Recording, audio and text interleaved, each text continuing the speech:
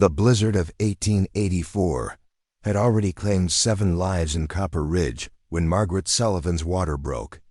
Outside her one-room cabin, the wind howled with a fury that seemed determined to tear the entire settlement from the mountainside. Inside, by the light of a single kerosene lamp, she gripped the edge of her wooden table and tried to remember everything her mother had taught her about bringing life into an unforgiving world. Before we jump back in, tell us where you're tuning in from, and if this story touches you, make sure you're subscribed because tomorrow, I've saved something extra special for you. 3 hours later, as her newborn daughter's cries mixed with the storm's rage, Margaret pressed her face against the frost-covered window and saw something that shouldn't have been there.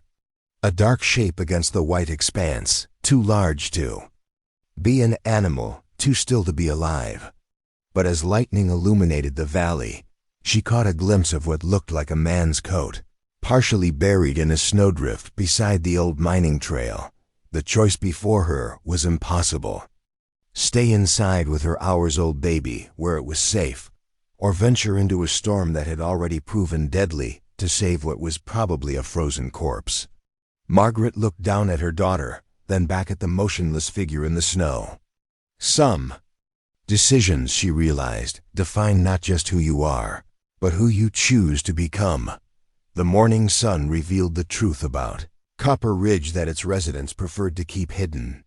What the territorial newspapers called thriving mining settlement was really a collection of hastily built structures clinging to the side of a mountain that seemed determined to shake them loose.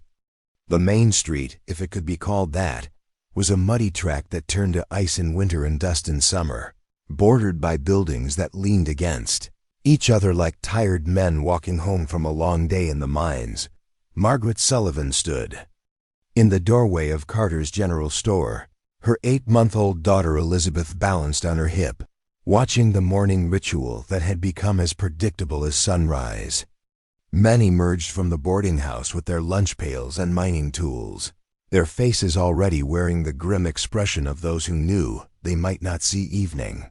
Women appeared in doorways to wave goodbye, their own faces carefully arranged to hide the worry that gnawed at them from dawn to dusk. The store behind her buzzed with the kind of low conversation that always preceded hard news. Margaret had learned to read the rhythms of Copper Ridge's gossip the way sailors read weather patterns. This morning's whispers carried a particular weight that made her stomach clench with familiar anxiety. Another cave-in at the silver dollar mine. Double quotes. 3 men trapped, maybe 4. Company says they'll have them out by evening, but Margaret shifted Elizabeth to her other hip, the weight of her daughter a comfort against the uncertainty that seemed to permeate everything. In Copper Ridge, at 24, she had already buried one husband to the mountain's hunger and had no intention of becoming one of those women who haunted the mine entrances whenever disaster struck, waiting for news that never brought relief. Her husband Daniel had been dead for 6 months now, killed when a support beam gave way in the Lucky Strike mine. The company had given her $47 and a letter expressing their sincere condolences, as if sympathy could pay rent or buy food for a baby who would never know her father. Since then, Margaret had survived on the kindness of neighbors who had little to spare and the small income she earned taking in washing for the bachelor miners who lived in the boarding house. The arrangement worked. Barely, but it required a careful balance of pride and pragmatism that left her emotionally exhausted. She accepted help when Elizabeth needed food or medicine, but refused charity that felt too much like pity. She worked hard enough to maintain her independence, but not so hard that the other wives whispered about her putting on airs or thinking herself better than her circumstances. Mrs. Sullivan? The voice belonged to Harold Carter, the store owner, a thin man with kind eyes who had extended her credit more times than either of them liked to acknowledge. Could I have a word? Margaret followed him to the back of the store, where bolts of fabric and mining supplies created a maze of shelves that offered some privacy from the other customers. Carter's expression was carefully neutral, which Margaret had learned was never a good sign. "I've had a letter from my suppliers in Denver," he said, pulling a folded paper from his vest pocket. "They're requiring cash payment for all orders. Now no more credit terms." The implications settled over Margaret like a cold fog. If Carter couldn't extend credit to his customers, he couldn't extend it to her either. The small tabs she ran for flour, milk, and other necessities would have to be paid immediately, and she simply didn't have the money. "How long?" she asked, surprised by the steadiness of her own voice. "End of the month," Carter replied. "I'm sorry, Margaret. If there was another way." Margaret nodded, understanding that Carter was as trapped by circumstances as she was. In a town where most transactions ran on credit and hope, requiring immediate payment was like asking people to pay with gold dust that nobody had. Outside the store, the morning routine continued unchanged. Men headed toward the mines, women began their daily tasks, children played in the spaces between buildings where the mud wasn't too deep. To an observer, Copper Ridge might have looked like a community going about its business with reasonable confidence. Margaret knew better. Beneath the surface activity, the town was slowly dying. The silver veins that had created Copper Ridge were playing out. Everyone knew it, though nobody talked about it directly. The ore that came up each day was lower grade than the month before, and the company accountants from Denver had been asking increasingly pointed questions about production costs versus profits. When those accountants decided that Copper Ridge was no longer worth the investment, the town would empty as quickly as it had filled, leaving behind only the graves of men like Daniel and the broken dreams of families who had believed the mountains held their fortune. Margaret walked home slowly, letting Elizabeth babble happily at the passing scenery, while her own mind worked through calculations that never seemed to balance. Even if she could find more work, there simply weren't enough hours in the day to earn what she needed while caring for an infant. Even if she could leave Elizabeth with someone else, there weren't enough jobs in Copper Ridge to go around, and the ones that existed paid wages designed for supplemental income, not survival. The cabin she and Daniel had built sat at the edge of town, close enough to the main settlement for safety, but far enough away to offer some illusion of privacy. It was small but well constructed, with thick walls that kept out most of the mountain cold, and a stone fireplace that Daniel had built with his own hands. On good days, Margaret could look at it and feel proud of what they had accomplished together. On bad days, it felt like a monument to dreams that had died with her husband. Inside, the cabin was arranged with the efficiency that poverty demands. The main room served as kitchen, parlor, and dining area, with Elizabeth's cradle positioned where Margaret could see her while working. The bedroom was barely large enough for the bed and a small dresser that held everything Margaret owned. A ladder led to a loft where Daniel had planned to build a proper nursery once they could afford the materials. Margaret sat, Elizabeth in her cradle, and began the daily routine that had become both anchor and burden. Washing yesterday's dishes in water she had carried from the well, sorting through the pile of mending that provided her small income, planning a dinner that would stretch their meager supplies for another day. Each task was simple enough, but together they formed a chain of necessity that left little room for hope or planning beyond the immediate future. Elizabeth's content, gurgling, provided a soundtrack to Margaret's work, a reminder of why she couldn't simply give up and move back east to live with her sister's family in Ohio. The letters from home painted a picture of comfort and security that felt like another world, but they also carried an undertone of expectation that Margaret should accept defeat and return to the safety of family obligation. Pride, perhaps foolish pride, kept her from taking that easy path. The knock at her door came just as she was settling Elizabeth for her afternoon nap.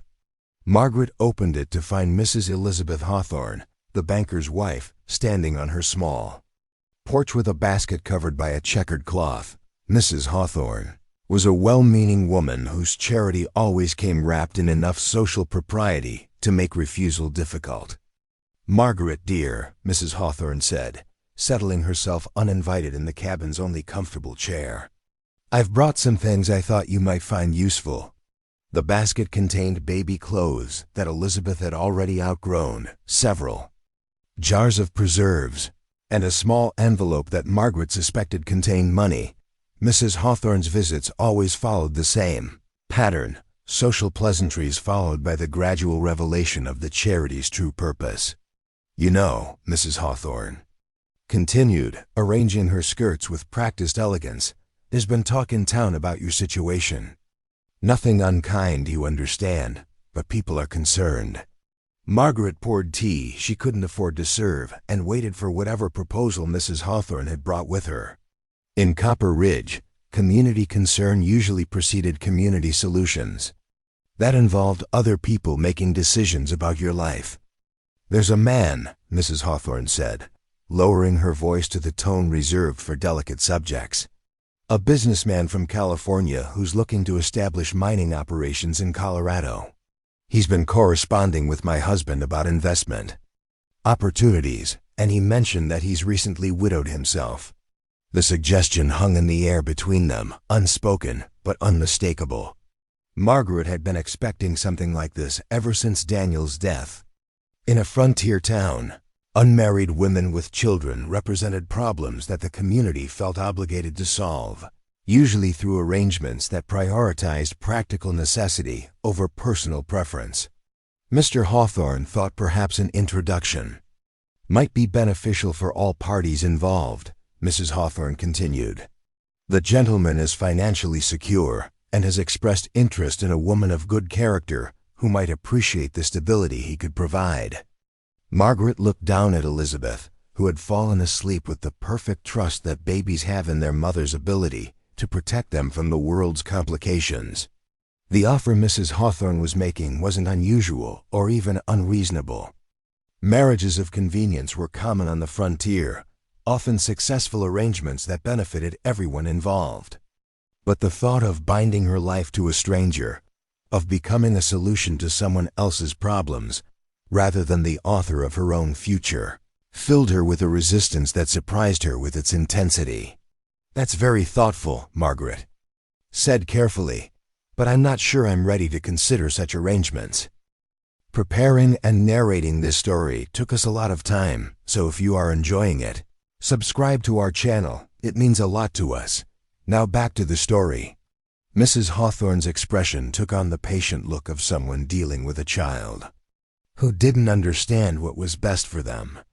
"Margaret, dear, I understand your reluctance, but you must consider Elizabeth's future as well as your own. A child needs stability, security, a father figure." Before Margaret could respond, Elizabeth began to cry, providing a convenient interruption to a conversation that was becoming increasingly uncomfortable.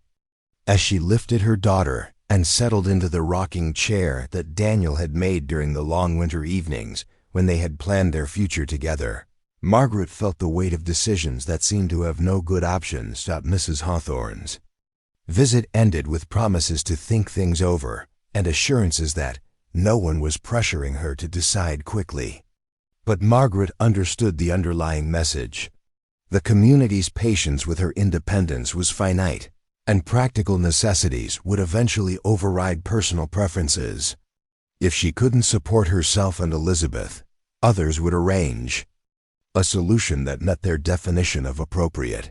After Mrs. Hawthorne left, Margaret sat in the gathering dusk with Elizabeth sleeping in her arms, listening to the sounds of Copper Ridge settling into the evening.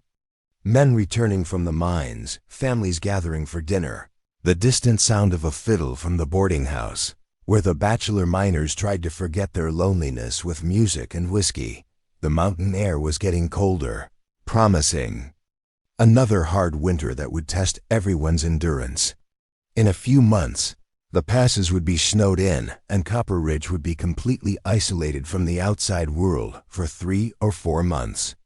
The thought of facing that isolation as a single mother with no secure income and a community that was subtly pressuring her to accept a marriage She didn't want filled Margaret with a desperation that she carefully kept hidden beneath a facade of grateful acceptance. She had survived Daniel's death, the company's indifference, the gradual realization that Copper Ridge's future was as uncertain as her own. She had learned to stretch $1 until it screamed, to find dignity in accepting help without losing her sense of self, to plan for a future that seemed to shift like mountain fog every time she thought she had it figured out. But as darkness settled over the valley and Elizabeth's breathing deepened into the peaceful rhythm of infant sleep, Margaret allowed herself to acknowledge the fear that had been growing stronger each day. She was 24 years old, alone except for a baby who depended on her completely, living in a dying town where her options were narrowing with each passing week. Something had to change, and soon, or the choice would be made for her by circumstances beyond her control. The storm that would change everything was still weeks away.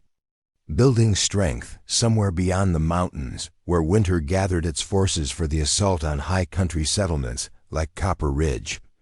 Margaret couldn't see it coming, couldn't prepare for what it would bring into her life, couldn't imagine that her most desperate moment would also become the beginning of something extraordinary.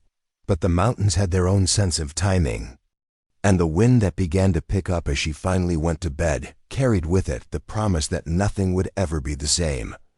The storm struck Copper Ridge on a Tuesday in early December, arriving with the kind of violence that made even veteran mountain dwellers respect the power of high-altitude weather. Margaret woke to the sound of wind that seemed intent on peeling the roof from her cabin, and by the time she had dressed and fed Elizabeth, the world outside her windows had disappeared behind a wall of driving snow. The contractions started. 3 hours later, Margaret had been through labor before, but this felt different, sharper, more urgent, as if the baby had decided that a blizzard was the perfect time to make an entrance into the world. She managed to get water boiling and gather the supplies she'd need, all while Elizabeth fussed in her cradle and the storm raged with increasing fury outside. When her daughter was finally born, just after midnight, Margaret held the tiny, perfect creature against her chest and listened to the wind trying to tear apart everything she'd built to protect them. The baby was healthy, alert, and completely dependent on a mother who was now responsible for 2 lives in a town that might not survive the winter. As dawn broke gray and wild through the storm, Margaret spotted the figure in the snow. He was half buried in a drift beside what used to be the trail to the abandoned Silver Creek mine, his dark coat the only thing that distinguished him from the white landscape. Margaret watched for several minutes, looking for any sign of movement, any indication that he was alive rather than just another casualty of the mountain's indifference to human ambition.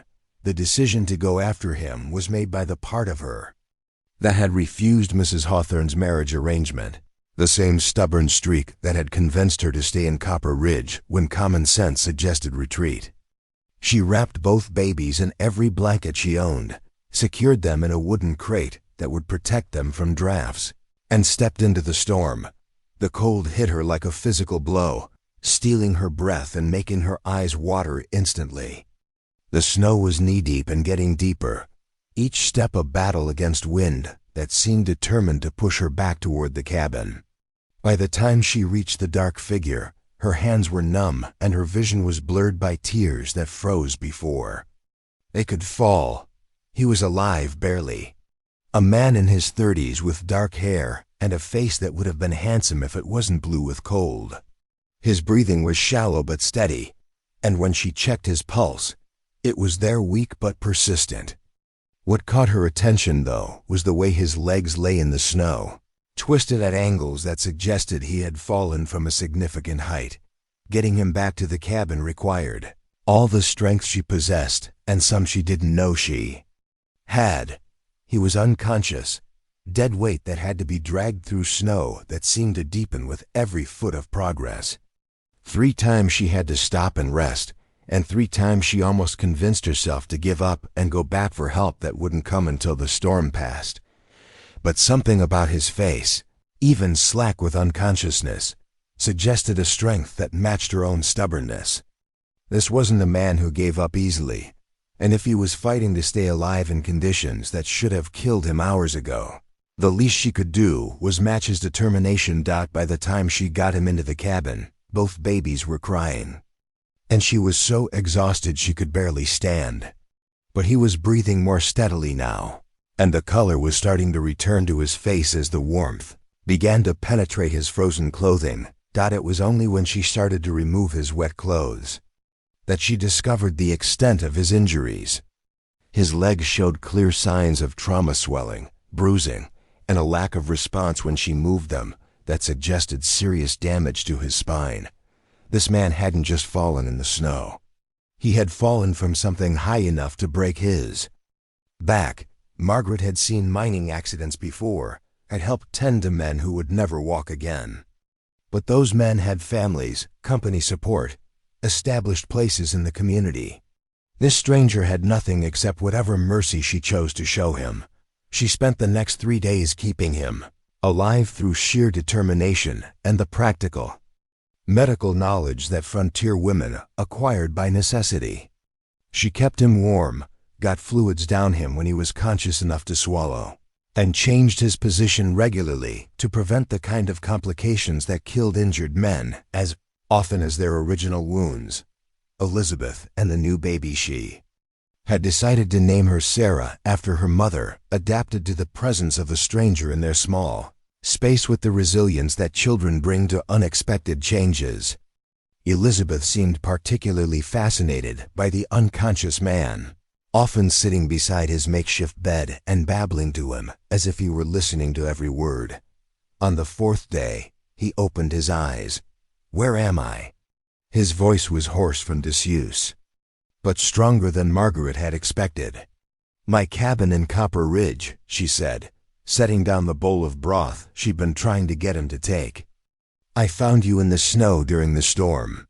He tried to sit up, then winced as pain shot through his back. "My legs," he said, and there was something in his voice that suggested he already knew what she was going to tell him. "You fell from somewhere." "Hi," Margaret said gently. "There's damage to your spine. I don't know how extensive, but you can't feel your legs right now." He absorbed this information with the kind of calm that suggested he had experience with bad news. "How long have I been here?" "4 days. The storm just broke this morning." He looked around the cabin, taking in the 2 babies, the cramped but organized space, the evidence of a woman managing alone. "You saved my life." "You're not saved yet," Margaret replied practically. "You need a doctor, real medical care. I've done what I can, but ... What's your name?" "Margaret Sullivan. And you are?" "James Mitchell." He paused as if deciding how much to tell her. "I was working for the Colorado Mining Survey, checking claims up in the high country. My horse spooked at something and threw me down a ravine. I managed to crawl part way back to the trail before the storm hit." Margaret filed away the information, noting what he hadn't said as much as what he had. Colorado Mining Survey work was well paid but dangerous, requiring men who could handle themselves in a country that didn't forgive mistakes. The fact that he had survived a fall that broke his back and then crawled through a blizzard spoke to the kind of character that she was beginning to recognize in his steady gray eyes. "The doctor in town won't come out until the roads are passable," she said. "That could be days, maybe weeks." James, she found herself thinking of him by his first name, already nodded as if he had expected this. "Then I guess I'm in your hands." The next week established a routine that neither of them had planned, but both accepted with the pragmatism that frontier life demanded. Margaret continued her daily tasks, caring for the babies, maintaining the cabin, preparing meals from supplies that were running dangerously low, while also tending to James with the same matter-of-fact competence she brought to everything else. James proved to be a patient, accepting help when he needed it, but insisting on doing whatever he could manage independently. He had strong hands and upper body strength that hadn't been affected by his injury, and he quickly found ways to be useful despite his limitations. He could hold Sarah while Margaret tended to Elizabeth, could help with food preparation from his bed, could even assist with some of the mending that provided her small income. More importantly, he was intelligent in a way that Margaret hadn't realized she'd been missing. Daniel had been a good man and a loving husband, but their conversations had centered around practical matters and shared experiences rather than ideas or observations about the world beyond Copper Ridge. James had traveled extensively for his work, had read books that Margaret had never heard of, and possessed the kind of curiosity about everything from mining techniques to child-rearing that made even mundane conversations interesting. "You're not what I expected," he said one evening as Margaret was banking the fire for the night. "What did you expect? Someone bitter, I guess. Angry at the world for dealing her a bad hand. Instead, you're—" He searched for the right words. "You're the most competent person I've ever met, male or female." Margaret felt heat rise in her cheeks. "Competence is just another word for not having any choice." "No," James said firmly. "I've known plenty of people who had no choice and still made poor decisions. You could have left me in that snow. Could have gone for help and let someone else deal with the consequences. Could have done the minimum to keep me alive and nothing more. And you could have given up when your horse threw you, or when the storm hit, or when you realized you couldn't walk," Margaret countered. "But you didn't." They looked at each other across the small cabin, and Margaret felt something shift in the air between them. Not romance, they were both too practical and the circumstances too dire for such luxury, but recognition. They were both people who refused to surrender to circumstances beyond their control.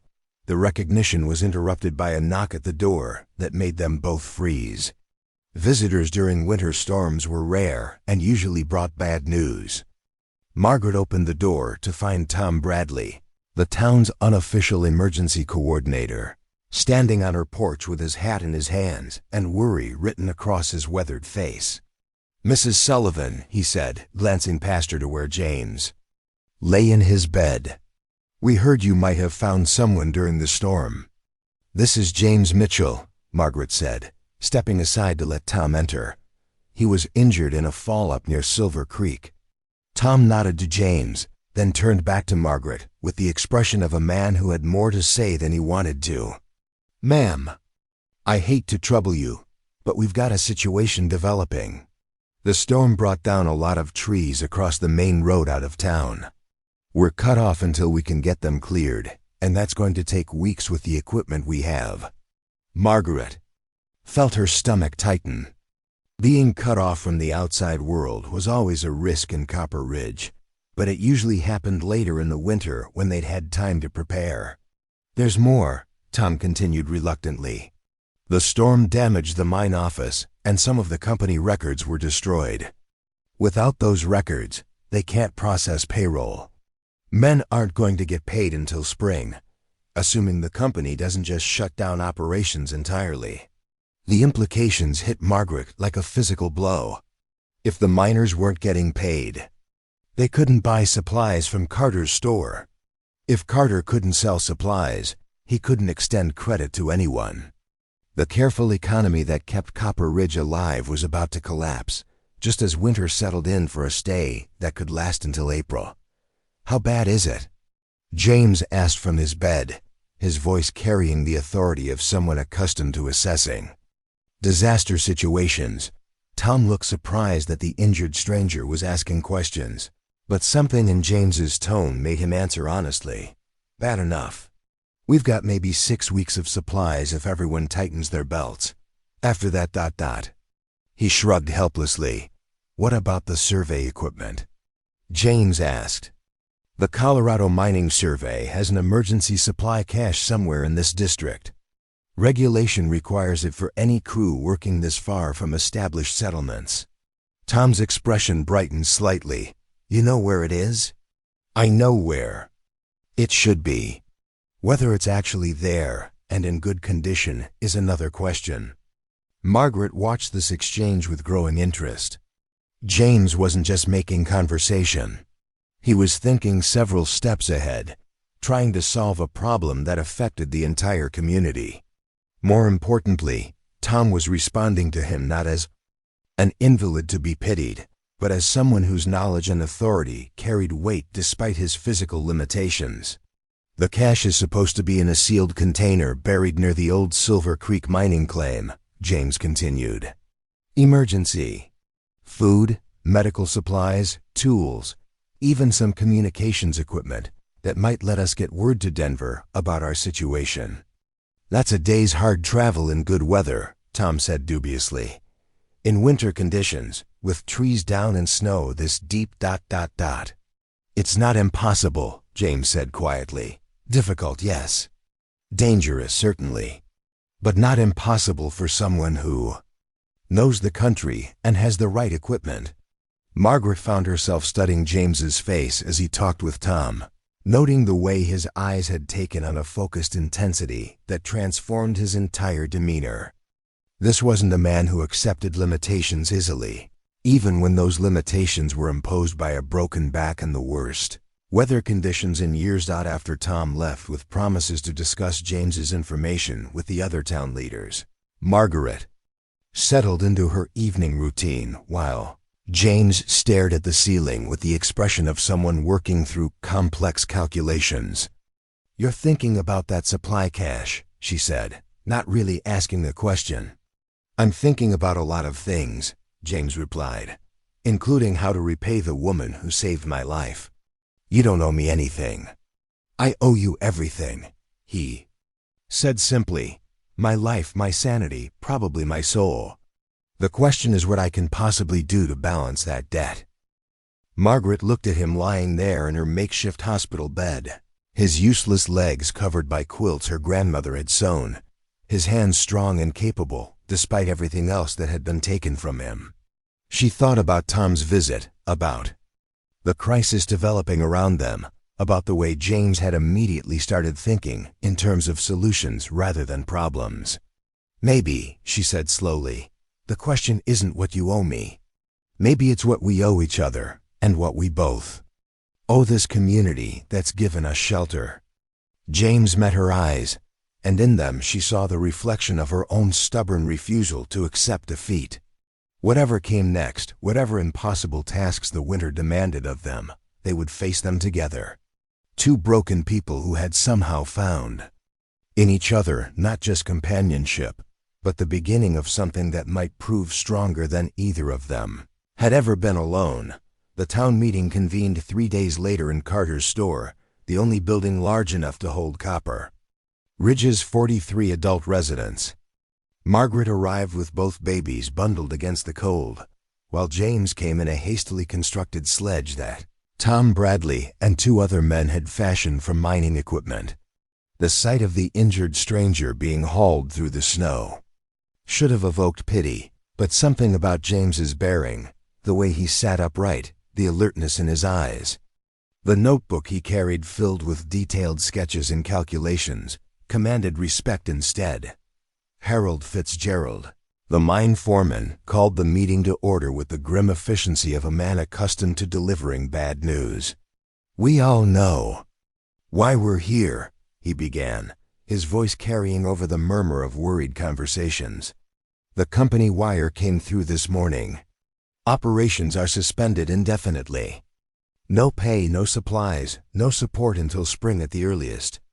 The silence that followed was heavy with implications. Margaret watched faces around the room, seeing her own fears reflected in the expressions of people who had gambled everything on Copper Ridge's promise of prosperity. Families with children, older couples who had invested their life savings in claims that might never pay out, young men who had come west with dreams that were now buried under snow and corporate indifference. "We have options," Tom Bradley said, though his tone suggested he didn't believe it. "Some folks are talking about trying to get out before the weather gets worse. Head down to Denver or Colorado Springs where there's work." "With what money?" called out Sarah Mitchell, the schoolteacher. "And how exactly do we travel with children and belongings when the road's blocked for miles?" "There's another option," James said quietly, but his voice carried clearly in the hushed room. The Colorado Mining Survey maintains emergency supply caches throughout this region. Food, medical supplies, tools, communications equipment. There's one approximately 12 miles from here that should contain enough provisions to see this community through the winter. Fitzgerald frowned. Should contain? You mean you don't know for certain? I know the regulations require it, James replied evenly. I know the approximate location. I know what should be there according to federal guidelines. What I don't know is the current condition of the cache or whether it's been compromised by weather or wildlife. And you're suggesting what, exactly? This from Mrs. Hawthorne, whose tone carried the skepticism of someone unaccustomed to trusting her survival to uncertain possibilities. That we send men into the wilderness on the word of a stranger who admits he doesn't know what they'll find? Margaret felt heat rise in her chest. That stranger has more knowledge about wilderness survival and emergency provisions than anyone else in this room. Maybe instead of questioning his credentials, we should be grateful that someone has ideas beyond waiting to starve or freeze. The words came out sharper than she'd intended, drawing surprised looks from people who knew her as the quiet widow who kept to herself. But watching the community treat James with suspicion when he was offering solutions to their desperate situation triggered a protective instinct she hadn't known she possessed. James gave her a look that might have been gratitude, then continued, as if the interruption hadn't occurred. The cache isn't just about food. If the communications equipment is functional, we can contact Denver, arrange for proper rescue operations, maybe even get word to mining company headquarters about our situation. Big if, muttered Pete Collins, one of the younger miners. And even if this cache exists, even if it's intact, how do we get to it? You said 12 miles in country where trees are down and snow's getting deeper every day. Carefully, James replied. With proper planning, adequate supplies, and people who understand mountain travel in winter conditions. What followed was 2 hours of debate that revealed the fractures in Copper Ridge's community more clearly than Margaret had ever seen them. The families with young children wanted to attempt evacuation despite the obvious dangers.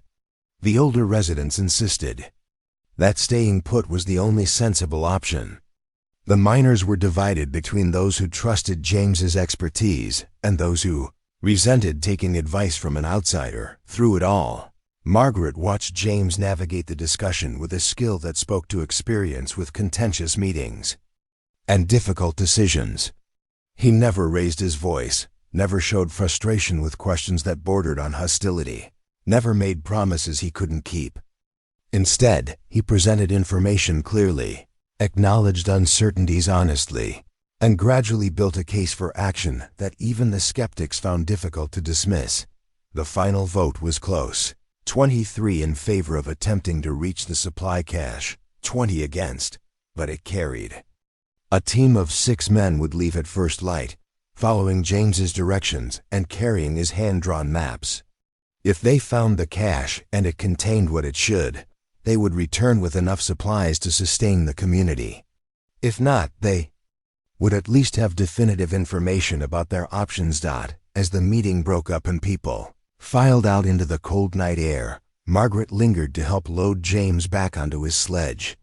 She noticed the way other community members approached him now, not with the careful politeness reserved for invalids, but with the deference accorded to someone whose opinion carried weight. "You did well there," she said as they made their way back toward her cabin. "I've had practice with skeptical audiences," James replied. "Mining surveys require community cooperation, and communities that are struggling don't trust easily. Is that what this is to you, another mining survey?" James was quiet for so long that Margaret thought he might not answer. Finally he said, 2 weeks ago it would have been. I would have seen this as a professional problem requiring technical solutions. Now," he gestured around them, taking in the snow-covered cabins, where families were preparing for what might be their last night in Copper Ridge.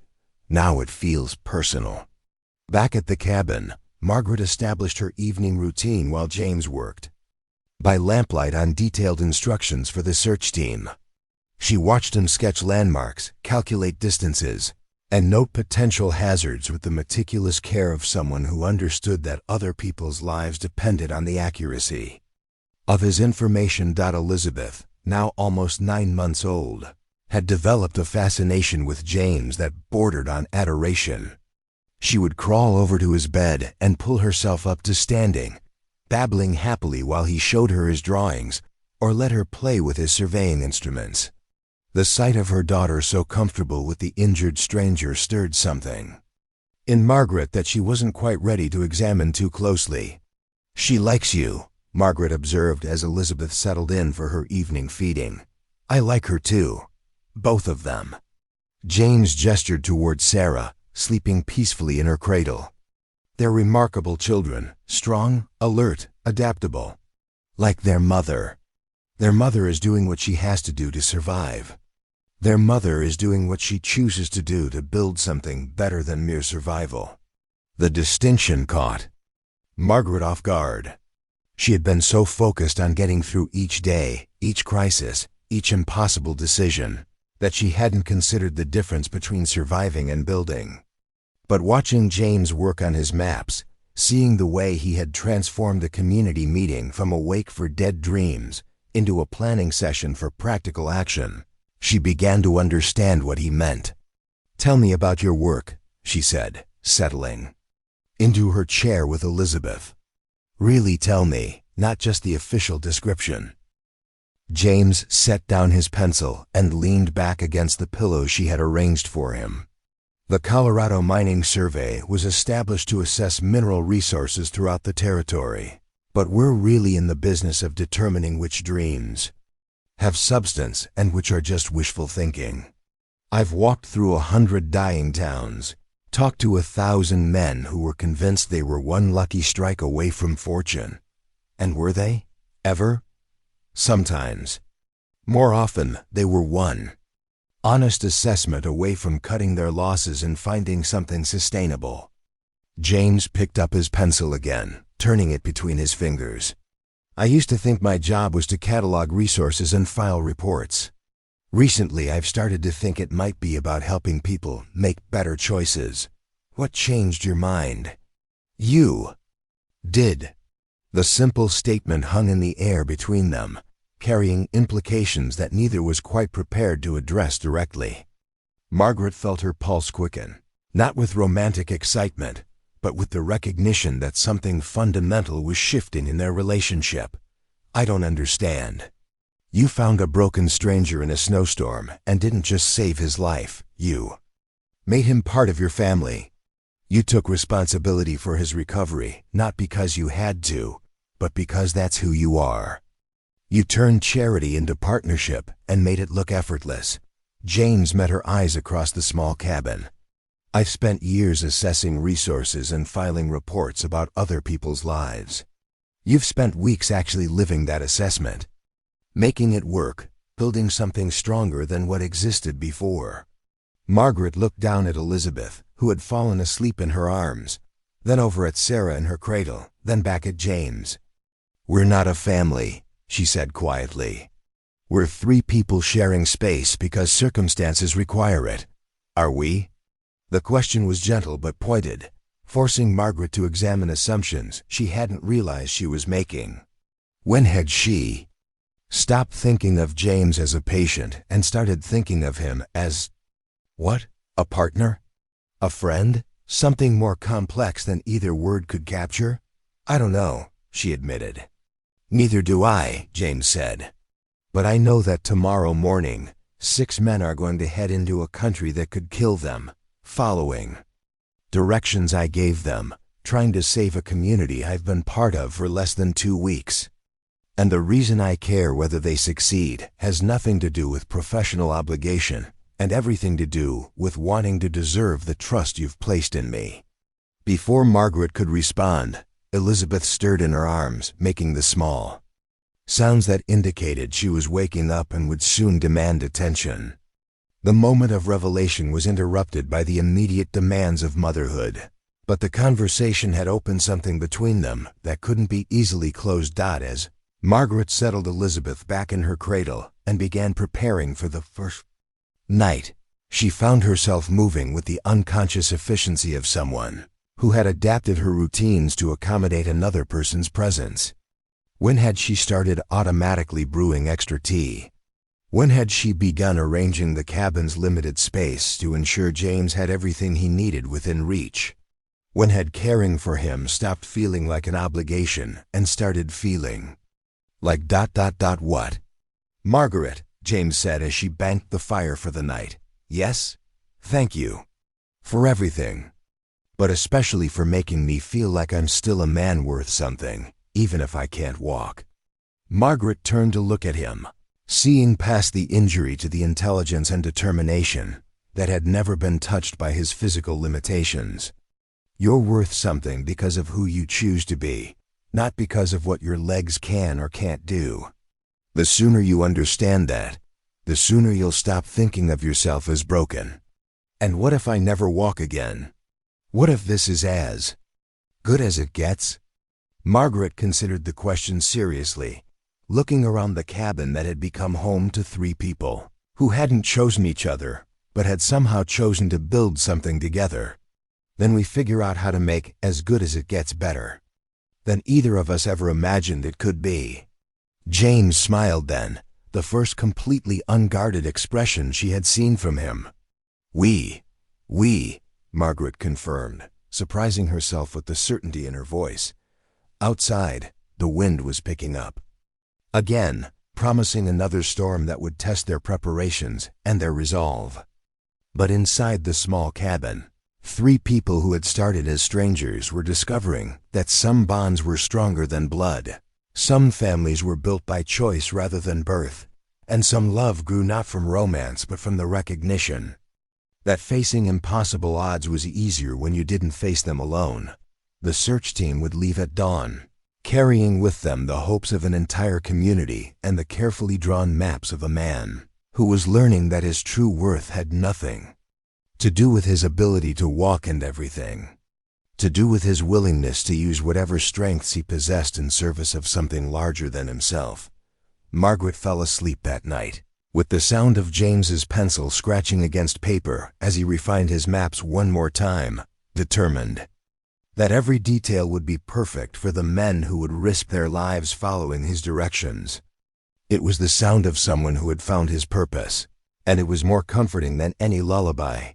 The search team returned on the fourth day without the supplies, but with something potentially more valuable, proof that James Mitchell was not the man he claimed to be. Margaret knew something was wrong the moment she saw Tom Bradley's face as he helped unload the sledge in front of her cabin. The men were exhausted, frostbitten, and carrying the hollow-eyed look of people who had pushed themselves beyond their limits only to face bitter disappointment. But Tom's expression held something darker than fatigue, a mixture of confusion and suspicion that made Margaret's stomach clench with dread. "We found the cache," Tom said without preamble, accepting the cup of hot coffee Margaret offered him. "Exactly where Mitchell said it would be, marked just like he described." "But," Margaret prompted, because his tone made it clear there was more to the story. "But it wasn't a Colorado mining survey cache," Tom continued, glancing toward the cabin where James was resting. "It was marked with federal marshal insignia, and it contained more than just emergency supplies." He reached into his pack and withdrew a leather portfolio that had been carefully wrapped in oiled cloth. Inside were documents that made Margaret's breath catch in her throat, official correspondence bearing James Mitchell's name, but identifying him not as a mining surveyor, but as a deputy U.S. Marshal assigned to investigate illegal mining operations and territorial fraud schemes. The papers painted a picture of a federal investigation that had been ongoing for months, targeting a network of corrupt officials and fraudulent mining companies that were cheating investors and stealing claims. Throughout Colorado territory, James Mitchell had been working undercover, using his cover as a mining surveyor to document evidence that would eventually lead to arrests and prosecutions. "There's more," Tom said grimly. producing a second set of documents, arrest warrants. For Harold Fitzgerald, the mine foreman. For Mrs. Hawthorne's husband at the bank. For half a dozen other men who've been running confident schemes on investors. Back east, Margaret stared at the papers, her mind racing through implications that seemed to multiply with each passing second. If James was a federal marshal, then his presence in Copper Ridge wasn't accidental. If he was investigating corruption, then his accident might not have been an accident at all. And if he had been lying about his identity, then what else had he been lying about? "Does he know you found these?" she asked quietly. "Not yet. We wanted to talk to you first, see if you had any idea about—" Tom gestured helplessly. "About what kind of man you've been caring for." Margaret looked toward the cabin, thinking about the past weeks of watching James work through his recovery, his careful attention to community problems, his obvious expertise in matters far beyond simple mining surveys. Signs that should have told her he was more than he claimed to be, if she had been looking for them. "What are you going to do?" she asked. "That depends," Tom replied, "on what he tells us when we confront him. And on whether you still trust him after learning he's been lying to everyone since the day you found him." Margaret carried the weight of that question with her as she returned to the cabin, where James was working on calculations for water management systems that could help the community survive until spring. He looked up as she entered, immediately noticing the tension in her posture. "The search team is back," she said without preamble. "They found your cache. Excellent. What kind of supplies were we able to recover?" "They didn't recover any supplies, James. They recovered your real identity." She watched his face change as the implications hit him, saw the moment when he realized that his carefully constructed cover had been blown by the very success of his own directions. For several seconds he said nothing, his hand still holding the pencil he'd been using to sketch irrigation plans. "I see," he said finally. "Is that all you have to say? I see?" Margaret's voice carried the hurt and anger she had been holding back since Tom's revelation. "You've been lying to me for weeks, lying to everyone. And now we find out you're not a mining surveyor at all, but some kind of federal investigator who's been playing games with people's lives." "I'm a deputy U.S. Marshal," James said quietly. "And I wasn't playing games. I was doing my job." "Your job was to spy on this community?" "My job was to investigate territorial fraud schemes that have been cheating investors and destroying communities throughout Colorado. Copper Ridge was just one stop in a larger investigation." Margaret felt the ground shifting beneath her feet, not just because of James's deception, but because of what it implied about everything she thought she knew about their situation. The mining company that employed Daniel, that's been exploiting. This town you were investigating them, among others, yes. And your accident? Was that really an accident, or were you discovered? James set down his pencil and met her eyes directly. "I was thrown from my horse while investigating claims up near Silver Creek. Whether it was truly an accident or whether someone arranged it, I don't know. I was unconscious when you found me, and by the time I was coherent enough to think clearly, it seemed safer to maintain my cover than to reveal my true identity." "Safer for whom? For you or for the investigation?" "For everyone," James said firmly. "If word got out that a federal marshal was in Copper Ridge, it would have compromised months of work and put targets on the backs of anyone who might be seen as cooperating with federal authorities." Margaret absorbed this, thinking about the implications not just for James but for herself and her children. "So everything you've done, everything you've said, has been part of some elaborate deception?" "No." The word came out sharper than James had intended, and he softened his tone before continuing. "My cover identity was deception. My investigation was a deception. But my feelings about this community, about the problems you're all facing, about—" He paused, choosing his words carefully. "About my feelings for you and the children, none of that was deception." "How can I believe that? How can I believe anything you say now?" James was silent for a long moment, staring at his hands. When he finally spoke, his voice carried a weariness that went beyond physical exhaustion. "You're right not to trust me. I've been lying about who I am since the moment I regained consciousness in your cabin. But I need you to understand something. The man who's been living here with you for the past month, the man who's been trying to help solve this community's problems, the man who's been grateful every day for the life you saved, that man is real. That man is who I choose to be, regardless of what my job requires me to be."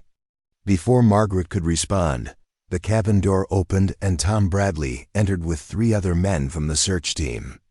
Their expressions made it clear that this was not a social call. "Mitchell," Tom said, his voice carrying the formal tone of an official confrontation. "We need to discuss what we found at that cache site."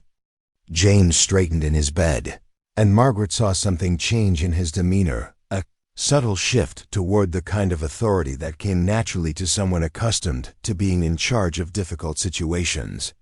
"I assume you're referring to the documents that identify me as a deputy U.S. Marshal." "Among other things, yes." Tom produced the arrest warrants, including these. Warrants for men who've been part of this community for years. Men who've been systematically defrauding investors and stealing claims, while this community struggled to survive on false promises and manipulated ore reports, James replied evenly. "The evidence against them is extensive and documented." "Evidence you gathered while pretending to be one of us," said Pete Collins, his voice bitter with betrayal. "While we trusted you, confided in you, took your advice about our survival." "The advice I gave you about survival was genuine," James said. "The emergency cache was real, even if my reasons for knowing about it weren't what I claimed. The water management systems I've been designing for you are real.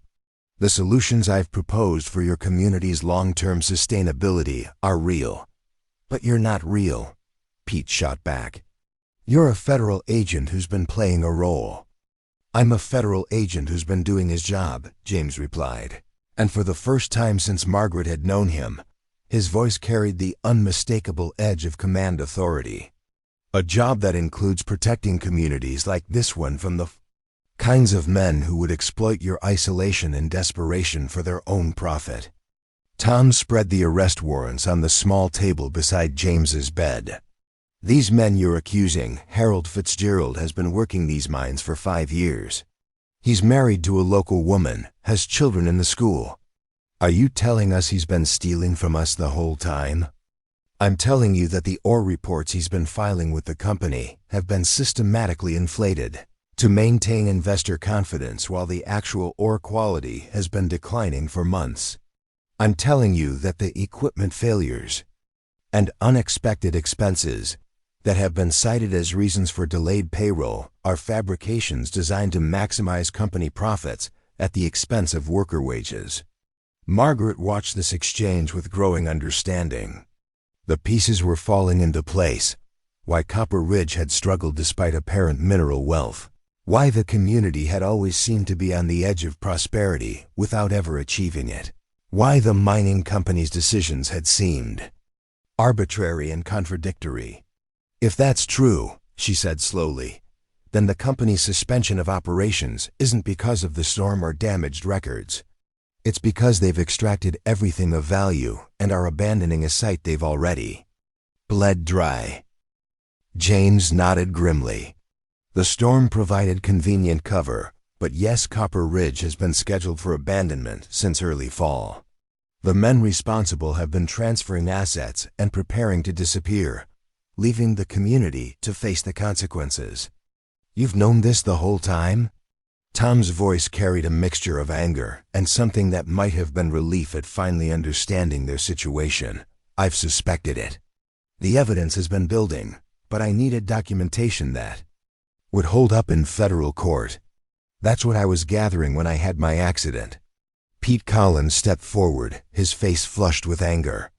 "So while we've been struggling to survive, while families have been making desperate decisions about their futures, you've been treating us like test subjects in some kind of federal experiment?" I've been treating you like victims of a crime." James replied firmly. "Victims who deserved justice and protection, even if you didn't know you needed it." The room fell silent as the implications of James's words settled over everyone present. Margaret found herself looking at the man she had been caring for with new eyes, trying to reconcile the gentle patient who had become part of her family with the federal investigator, who had been pursuing a complex criminal case while recovering from a potentially career-ending injury. "What happens now?" she asked quietly. James looked at each of the men in turn, then back at Margaret. "Now I have to decide whether to call for federal marshals to come arrest the men on these warrants, knowing that it will probably destroy what's left of this community, or whether to find another way to protect the people here while still serving justice. And if you choose the arrests, then Copper Ridge dies quickly but cleanly. The guilty parties face justice, but the innocent families lose everything they've built here. And if you don't?" James met her eyes, and in them she saw the weight of a decision that would define not just his career, but his character. "Then I find a way to save the community while ensuring that the men responsible for exploiting it can never do this to anyone else again." Tom Bradley cleared his throat. "And how exactly would you do that?" "I'm not sure yet," James admitted. "But I know it starts with this community understanding the truth about what's been done to them, and then deciding together what kind of justice they want to pursue." Margaret looked around the cabin that had become home to an unlikely family, thinking about the choice before them all. They could destroy the men who had betrayed them and lose everything in the process, or they could find a way to build something better from the wreckage of their broken dreams. "There's something else," she said suddenly, a realization dawning. "That changed everything. If you're a federal marshal, if you have the authority to investigate and arrest these men, then you also have the authority to protect this community, to ensure they get the justice they deserve without losing everything they've built." James smiled then, the first genuine expression of hope she had seen from him since Tom's arrival.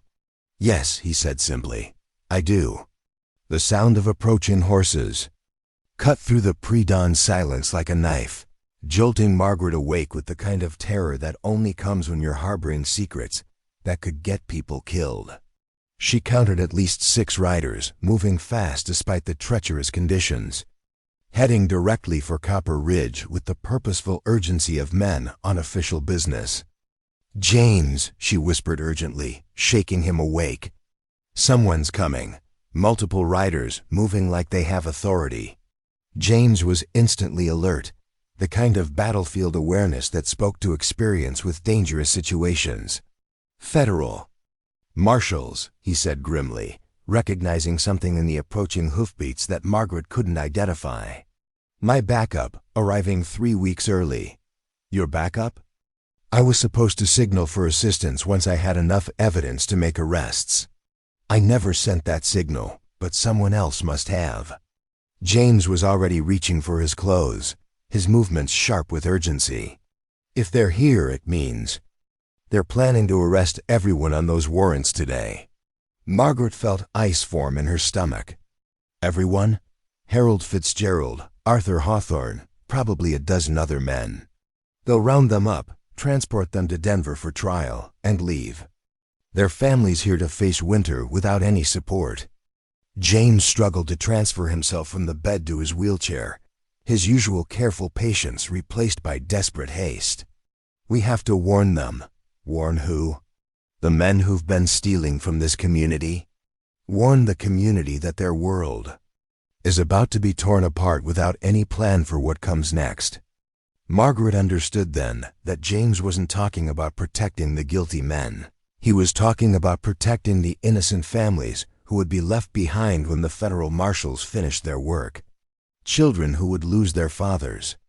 Wives who would lose their husbands. A community that would lose what little stability it had left. "What can we do?" "You're a federal marshal yourself. Can't you stop them?" "I can try to control how it happens. Make sure there's a plan for the families. Ensure the community isn't just abandoned to collapse." James was pulling on his coat with movements made clumsy by haste and determination. But first I need to get to the town center before they start making arrests. The absurdity of the situation hit Margaret like a physical blow.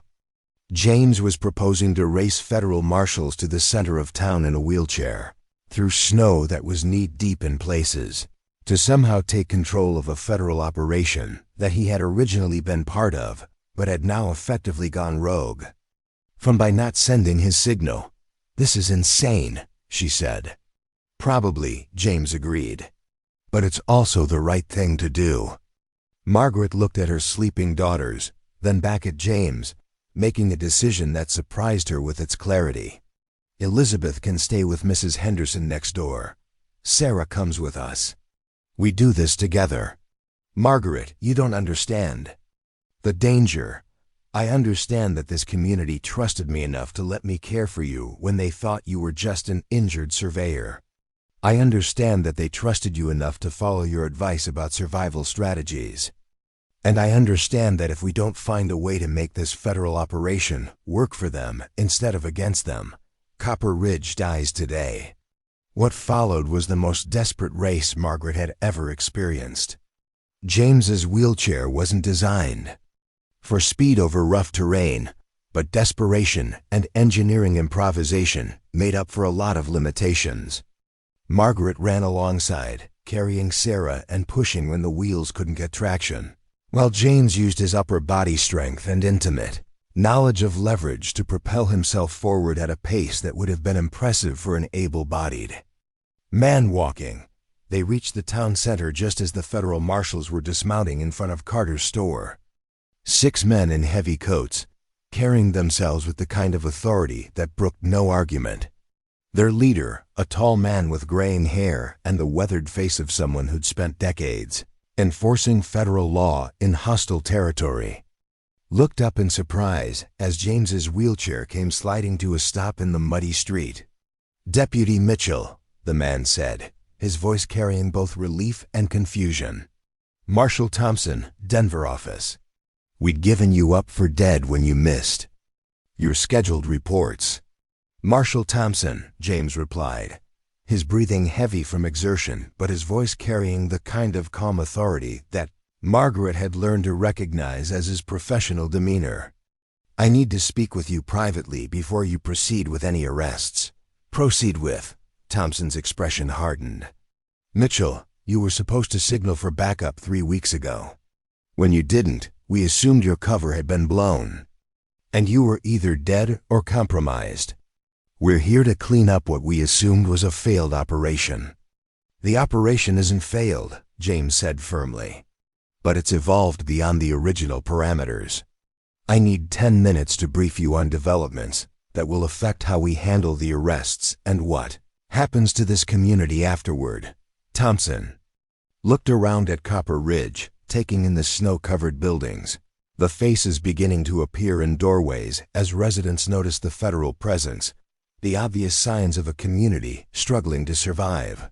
5 minutes, he said finally. "But this better be good." What James told Thompson in those 5 minutes changed everything. Not just the facts of the investigation, the documented evidence of fraud, the complexity of the financial crimes, the number of victims who extended far beyond Copper Ridge, but the human reality of what federal justice would mean for the people who lived here. "You're talking about arresting the mine foreman, the bank manager, and half the town council," James said, his voice carrying the weight of someone who had lived with these people, seen their daily struggles, understood their humanity beyond their criminal acts. "You're talking about destroying the leadership structure of a community that's already hanging by a thread. They're criminals, Mitchell. That's why we investigate them and arrest them. They're also fathers and husbands, and community members whose families will be left destitute when you take them away. And more importantly, they're small players in a larger scheme that extends all the way back to Denver and involves people with real power and real money." Thompson's expression shifted slightly. "Explain." James produced documents from his coat knot. The arrest warrants that the search team had found, but pages of careful notes and calculations that he had been working on during his recovery. Financial records, correspondence patterns, shipping manifests that told the story of a fraud scheme much larger than anyone had initially suspected. The men here in Copper Ridge have been taking orders from a consortium of investors based in Denver, James continued. Orders to manipulate ore reports, falsify shipping records, and systematically extract value while giving the appearance of ongoing operations. They're employees, not architects. And you know how? Because I've been living here for a month, watching how decisions get made, seeing who has real authority and who's just following instructions they don't fully understand. James gestured toward the town around them. Harold Fitzgerald doesn't have the financial sophistication to engineer the kind of fraud we've documented. Neither does Arthur Hawthorne. They're local men who got recruited into something bigger than they understood. Margaret watched this exchange with growing admiration for James's strategic thinking. He wasn't trying to excuse the crimes or protect the guilty. He was trying to reshape the federal response to focus on the real criminals while protecting the community from collateral damage. "What are you proposing?" Thompson asked. "Immunity for cooperation. We arrest the Denver conspirators and use the local men as witnesses rather than defendants. In exchange, they provide testimony that allows us to prosecute the real architects of this scheme. And if they refuse to cooperate, then we proceed with the original arrest plan," James said simply. "But we give them the choice." Thompson was silent for a long moment, considering the implications of James's proposal. Around them, more residents were emerging from their homes, drawn by the sight of federal marshals in their town center. Margaret could see fear in their faces, the kind of terror that came from knowing that outside authority usually meant the end of everything you'd built. "There's something else," James continued. "This community has been systematically defrauded for months. They're victims of federal crimes, which means they're entitled to federal protection and assistance. If we handle this correctly, we can not only get justice for the fraud, but also ensure these people have the resources they need to rebuild on a sustainable foundation. And if we handle it incorrectly, then we destroy a community to catch a handful of small-time criminals while the real perpetrators disappear with millions of dollars in stolen money." Thompson looked around at the faces watching them from doorways and windows, seeing what James had learned to see over the past month. Not just a collection of individuals, but a community that had been victimized by crimes beyond their understanding. "You've thought this through." "I've lived it," James replied. "These people saved my life when I was injured and alone. The least I can do is ensure that federal justice protects them instead of destroying them." Margaret felt something shift inside her chest as she listened to James argue for the community that had become his home.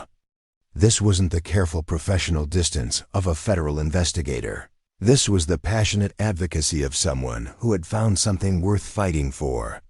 "All right," Thompson said finally. "We do it your way. But if this goes wrong, if any of these men disappear, or if we lose the bigger fish because we were too gentle with the small ones, it's on your head." "Understood," James replied. What happened next was unlike any federal operation Thompson had ever conducted. Instead of dawn raids and dramatic arrests, James organized a community meeting in Carter's store.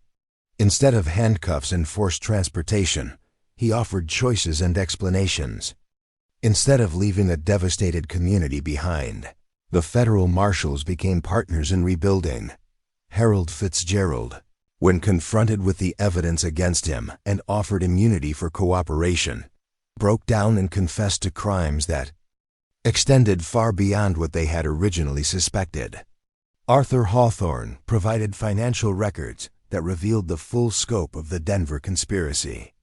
One by one, the local men who had been recruited into the fraud scheme chose cooperation over prosecution, but the real transformation came when James stood before the assembled community, not in his wheelchair this time, but supported by crutches. that allowed him to address them from a position of physical authority that matched his moral authority, and explained not just what had been done to them, but what was going to be done for them. "You've been the victims of systematic fraud," he said, his voice carrying clearly through the packed store. "Federal crimes that have stolen not just money, but hope, opportunity, and security. That makes you entitled to federal protection and assistance in rebuilding what was taken from you." Margaret watched the faces in the crowd change as James explained the restitution process, the federal programs available for communities that had been victimized by territorial fraud, the resources that would be made available for sustainable economic development. For the first time since she'd known these people, she saw something that had been missing from their expressions for months: hope. "The mining company that abandoned you will face federal prosecution and will be required to provide compensation for wages stolen and promises broken," James continued. "The investors who profited from fraudulent ore reports will face criminal charges and civil liability. And this community will have federal support in developing economic alternatives that don't depend on the whims of distant corporations." When the meeting ended and the crowd began to disperse, Margaret found herself alone with James for the first time since Marshal Thompson's arrival. The federal marshals were busy with their prisoners and their paperwork the community was processing, the dramatic changes to their future, and for a moment, it was just the two of them and the choices they had made together. "You did it," she said simply.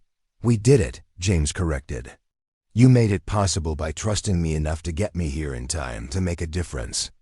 Margaret looked at him standing there on his crutches, his legs supporting him for the first time since his accident, his face showing the strain of everything he had accomplished in the past few hours. "Your legs are working. Some days are better than others," James replied, echoing words he had spoken before but with entirely different meaning now. "Today was a good day." "James," Margaret said, and then stopped, not sure how to express everything she was feeling. "I know," he said softly. "I know." Around them, Copper Ridge was beginning to transform itself from a dying mining town into something entirely new, a community that had faced federal authority and found not destruction but redemption, not abandonment but support, not the end of their dreams but the beginning of something better than they had ever imagined possible. The crucible moment had passed, and they had all emerged from it changed, stronger, and ready to build a future that belonged to them rather than to distant corporations or fraudulent schemes. The man who had begun as a broken stranger in the snow had become the architect of their salvation, and the woman who had saved his life had become his partner in saving an entire community. The real work was just beginning, but for the first time in months, it felt like work that might actually lead somewhere worth going. The telegram from Washington arrived 6 days after the arrests, carried by a rider who had fought through mountain passes that most men wouldn't attempt in summer, let alone during the worst winter in a decade. Marshal Thompson read it twice before handing it to James, his expression grim with implications that extended far beyond Copper Ridge. "The Denver conspiracy goes deeper than we thought," Thompson said, settling into the chair beside James's bed in Margaret's cabin. "Your local men weren't just small players, they were test subjects. The fraud scheme you uncovered here was being replicated in mining communities throughout Colorado, Montana, and Nevada." James studied the telegram, noting details that painted a picture of criminal enterprise on a scale that dwarfed their original investigation. "How many communities?" 47 that we know of so far. Probably more." Thompson rubbed his weathered face with hands that showed the strain of a week spent coordinating arrests, processing evidence, and trying to understand the full scope of what they had uncovered. "The federal prosecutor in Denver estimates that over $3 million has been stolen from investors, with probably half that amount taken directly from mining families through wage theft and fraudulent company store practices." Margaret, who had been listening from the kitchen while preparing dinner, set down her stirring spoon and turned to face them. $3 million, she repeated, the number almost incomprehensible to someone who had been struggling to pay. For flour and milk, how many families does that represent? Thousands, James replied quietly. Families like yours, communities like this one, all being systematically bled dry by men who saw frontier isolation as an opportunity for theft without consequences.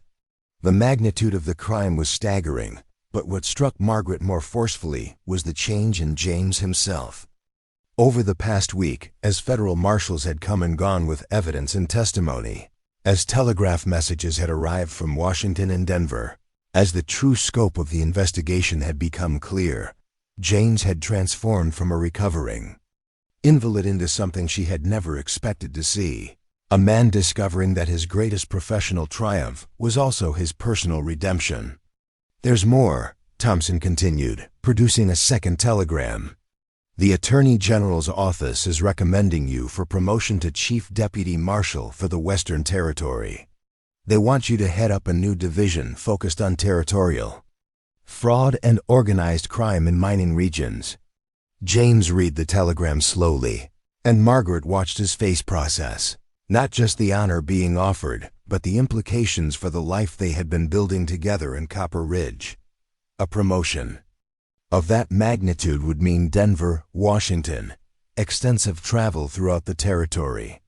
It would mean returning to the kind of career that had defined him before his accident, the kind of success that most men would sacrifice anything to achieve. "It's a remarkable opportunity," Margaret said carefully, though her heart was breaking. With each word, the kind of position that could change everything. "Yes," James agreed, but his tone suggested he was thinking about more than professional advancement. "It could." Elizabeth chose that moment to toddle over to James's chair, pulling herself up to standing and babbling happily while she tried to climb into his lap. James lifted her with the automatic ease that had developed over their weeks together, settling her against his chest while she played with the brass buttons on his shirt. The sight of them together, the federal marshal and the baby who had never known life without his presence, crystallized everything that Margaret couldn't bring herself to say directly. "When would you need to start?" she asked.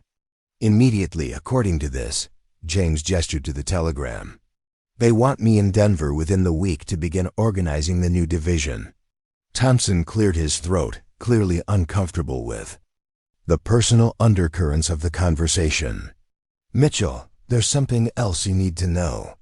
The investigation here, the way you handled the federal operation, the community cooperation you secured, it's being studied as a model for future operations. Instead of destroying communities to catch criminals, Washington wants to replicate what you did here, turning victims into partners and using federal authority to rebuild rather than just prosecute. Meaning? Meaning that what you accomplished in Copper Ridge could revolutionize how federal law enforcement approaches territorial crime. You didn't just catch the criminals, you saved the community and created a template for justice that actually serves the people it's supposed to protect. Margaret felt a surge of pride that had nothing to do with her own circumstances and everything to do with recognition of what James had achieved. He had taken a broken situation, his own injury, a dying community, a complex criminal investigation, and found a way to transform all of it into something better than what had existed before. But pride was accompanied by the growing realization that a man capable of revolutionizing federal law enforcement probably didn't belong in a small mountain cabin with a widow and her children, no matter how much they had come to need each other. "You should take it," she said quietly, bouncing Sarah on her hip while Elizabeth played contentedly in James's arms. "It's exactly the kind of work you were meant to do." James looked at her with an expression that seemed to see through her careful composure to the heartbreak she was trying to hide. "What if I don't want to be in Denver? What if I want to be here?" "Here doing what? Copper Ridge doesn't need a federal marshal anymore. The crisis is over, the criminals are arrested, the community is going to receive federal assistance for rebuilding. Your work here is finished." "My work might be finished," James said carefully. "But my life here is just beginning." Thompson stood abruptly, clearly sensing that the conversation was moving into territory that required privacy. "I'll leave you two to discuss this. Mitchell, I need an answer by tomorrow morning. The train to Denver leaves day after tomorrow, and if you're going, you'll need to be on it." After Thompson left, the cabin fell into a silence that was heavy with unspoken possibilities and unavoidable choices. Margaret continued her dinner preparations while James held Elizabeth, both of them processing the weight of a decision that would determine not just his future but theirs as well. "Tell me about your life before," Margaret said finally. "Before the investigation, before Copper Ridge, what was it like being a federal marshal?" James was quiet for a long moment, watching Elizabeth stack wooden blocks with the serious concentration that children brought to important tasks. "Lonely," he said finally. "Professionally satisfying, financially secure, socially respected, and utterly, completely lonely. You could have that life back now. Better than before, with more authority and responsibility." "I could," James agreed. "But I'm not sure I want it back." Margaret set down her knife and turned to face him directly. "James, you can't build your life around what happened to you here. The injury, the recovery, the situation with me and the children, none of that was planned. It was all just circumstance, was it?" The question caught her off guard. "What do you mean?" "I mean that maybe some things that look like accidents are actually destiny. Maybe I was supposed to fall from that horse, supposed to be found by you, supposed to discover that there's more to life than professional achievement and federal authority." Elizabeth had fallen asleep in his arms, her small body completely relaxed against his chest in the way that spoke to absolute trust and comfort. The sight of her there, so peaceful and secure, made Margaret's chest tight with emotions she wasn't ready to examine. "You're talking about giving up a career that could change how justice works throughout the entire territory," she said. "For what?" "To stay in a cabin with a woman you've known for 6 weeks and children who aren't your own. I'm talking about choosing a life that means something beyond professional recognition," James replied. "And those children feel more like mine than any blood relative I've ever had." The words hung in the air between them, carrying implications that neither was quite prepared to address directly. Margaret had been so focused on the practical aspects of their arrangement, sharing space, dividing responsibilities, managing the day-to-day challenges of frontier life, that she hadn't allowed herself to consider the emotional bonds that had been forming beneath the surface. "James," she said slowly, "what exactly are you saying?" "I'm saying that I love you." The words came out simply, without drama or elaborate declaration. "I love Elizabeth and Sarah. I love the life we've built together, the way you think, the way you solve problems, the way you make everything around you better just by being who you are." Margaret felt tears starting to form, but they weren't tears of happiness. "You love the situation," she said firmly. "You love the way I took care of you when you were injured, the way the children made you feel needed, the way this community made you feel important. But that's not the same as loving me, isn't it?" "No, it's not." Margaret moved to the window, looking out at the snow-covered landscape that had been the backdrop for everything that had developed between them. "Love is what you choose when you have options. Right now you think you don't have options, but you do. You have the chance to be exactly what you were meant to be, to do work that could help thousands of people, to build the kind of career that most men only dream about. And you think I should choose that over this?" Margaret turned back to face him, seeing the man who had somehow become the center of her world, despite every rational reason to maintain emotional distance. "I think you should choose what's best for you, not what feels comfortable or familiar or emotionally satisfying in the moment. What about what's best for you?" The question forced Margaret to confront something she had been avoiding for weeks. What did she actually want, beyond simple survival and security for her children? What kind of life was she trying to build, and what role could James realistically play in that life? I want to know that the man She stopped, not quite ready to complete the thought.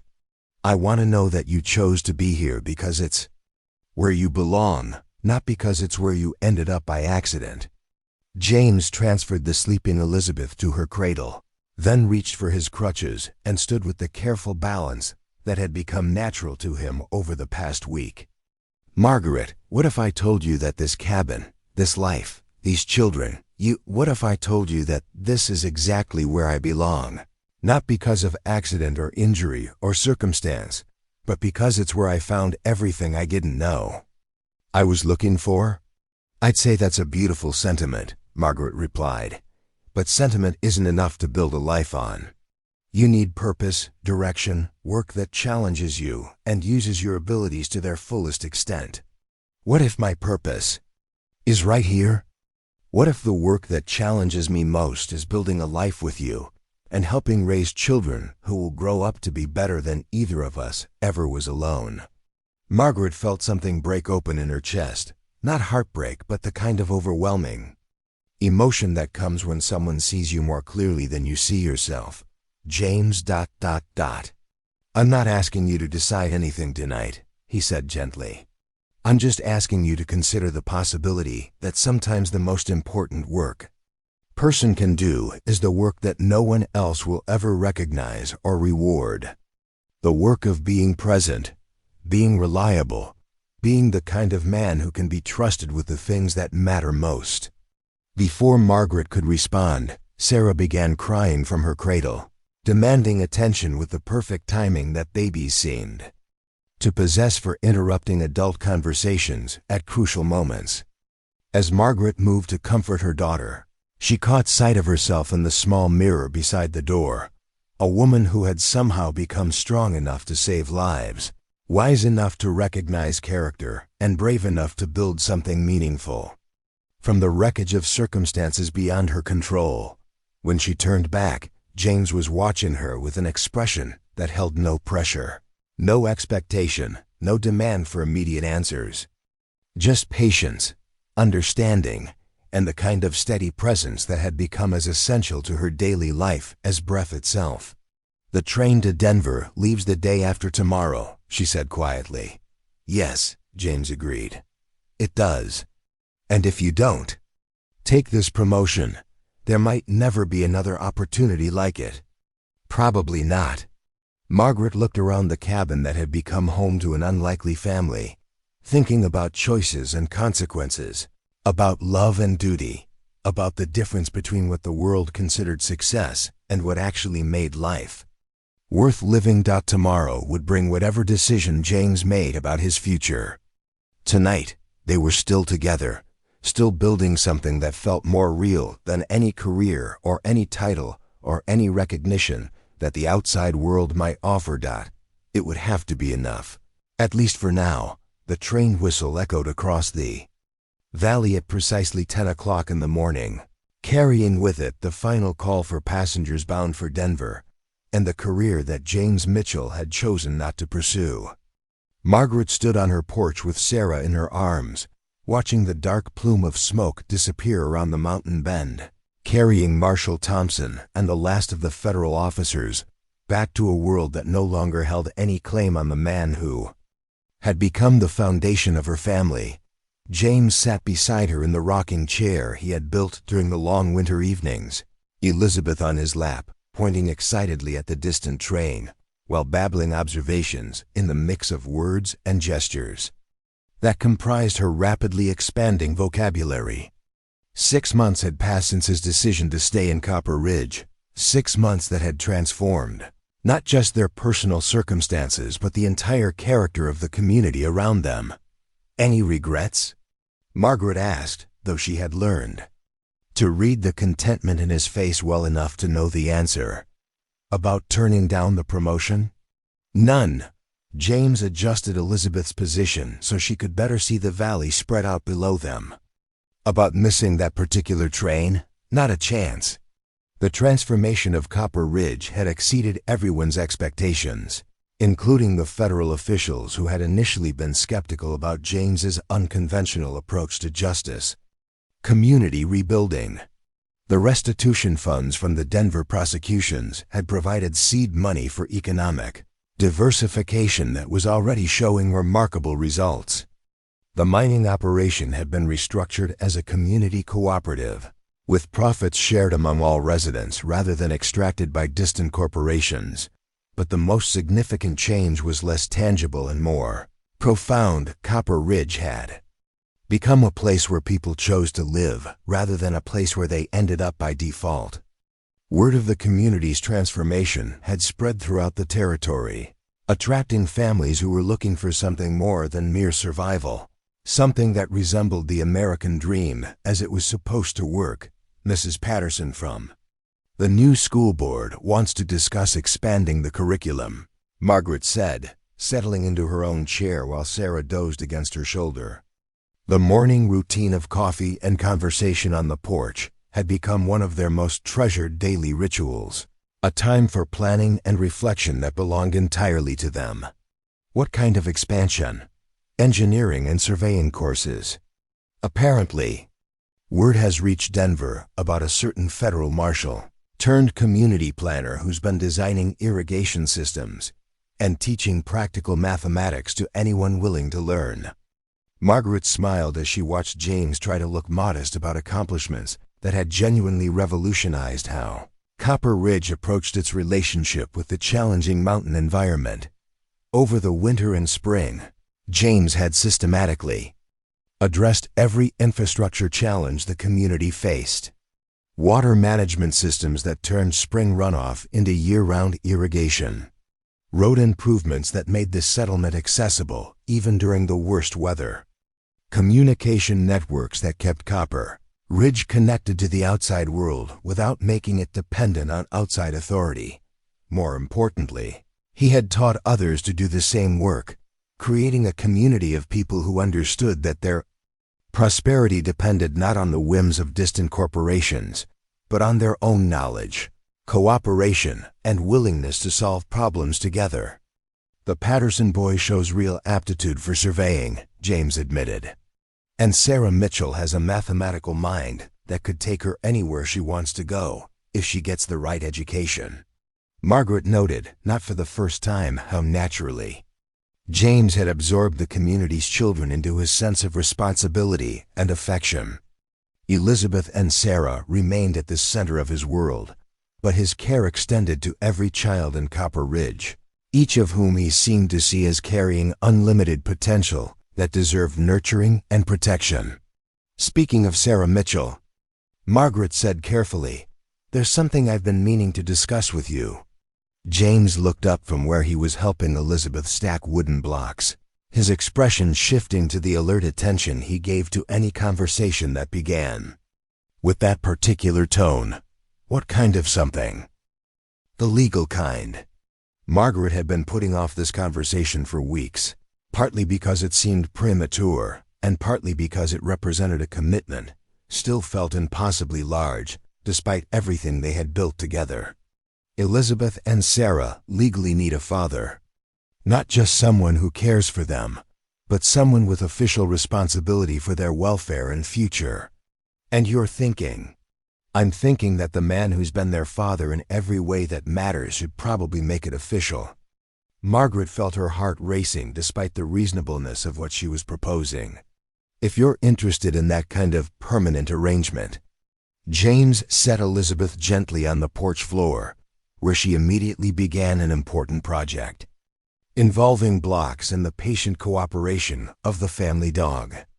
"Margaret, are you asking me to marry you?" "I'm asking if you'd like to be married, to me, to this family, to this life we've been building together." Margaret looked out at the valley where their neighbors were beginning their daily work, where children were walking to school, where the evidence of prosperity and cooperation was visible in every direction. "I'm asking if you want to make it official that this is where you belong." James was quiet for a long moment, and Margaret found herself holding her breath despite the absurdity of being nervous about a proposal to a man who had been sharing her home and her children and her daily life for over a year. "Yes," he said finally, and the simplicity of the answer carried more weight than any elaborate declaration could have. "Yes, I would like that very much."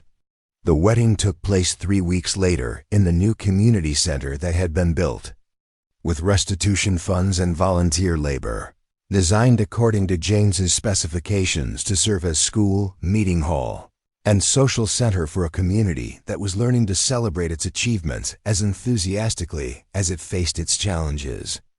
Unlike Margaret's first wedding, which had been a small affair born of young love and modest expectations, this ceremony was a community celebration that reflected not just the union of two people, but the transformation of Copper Ridge itself.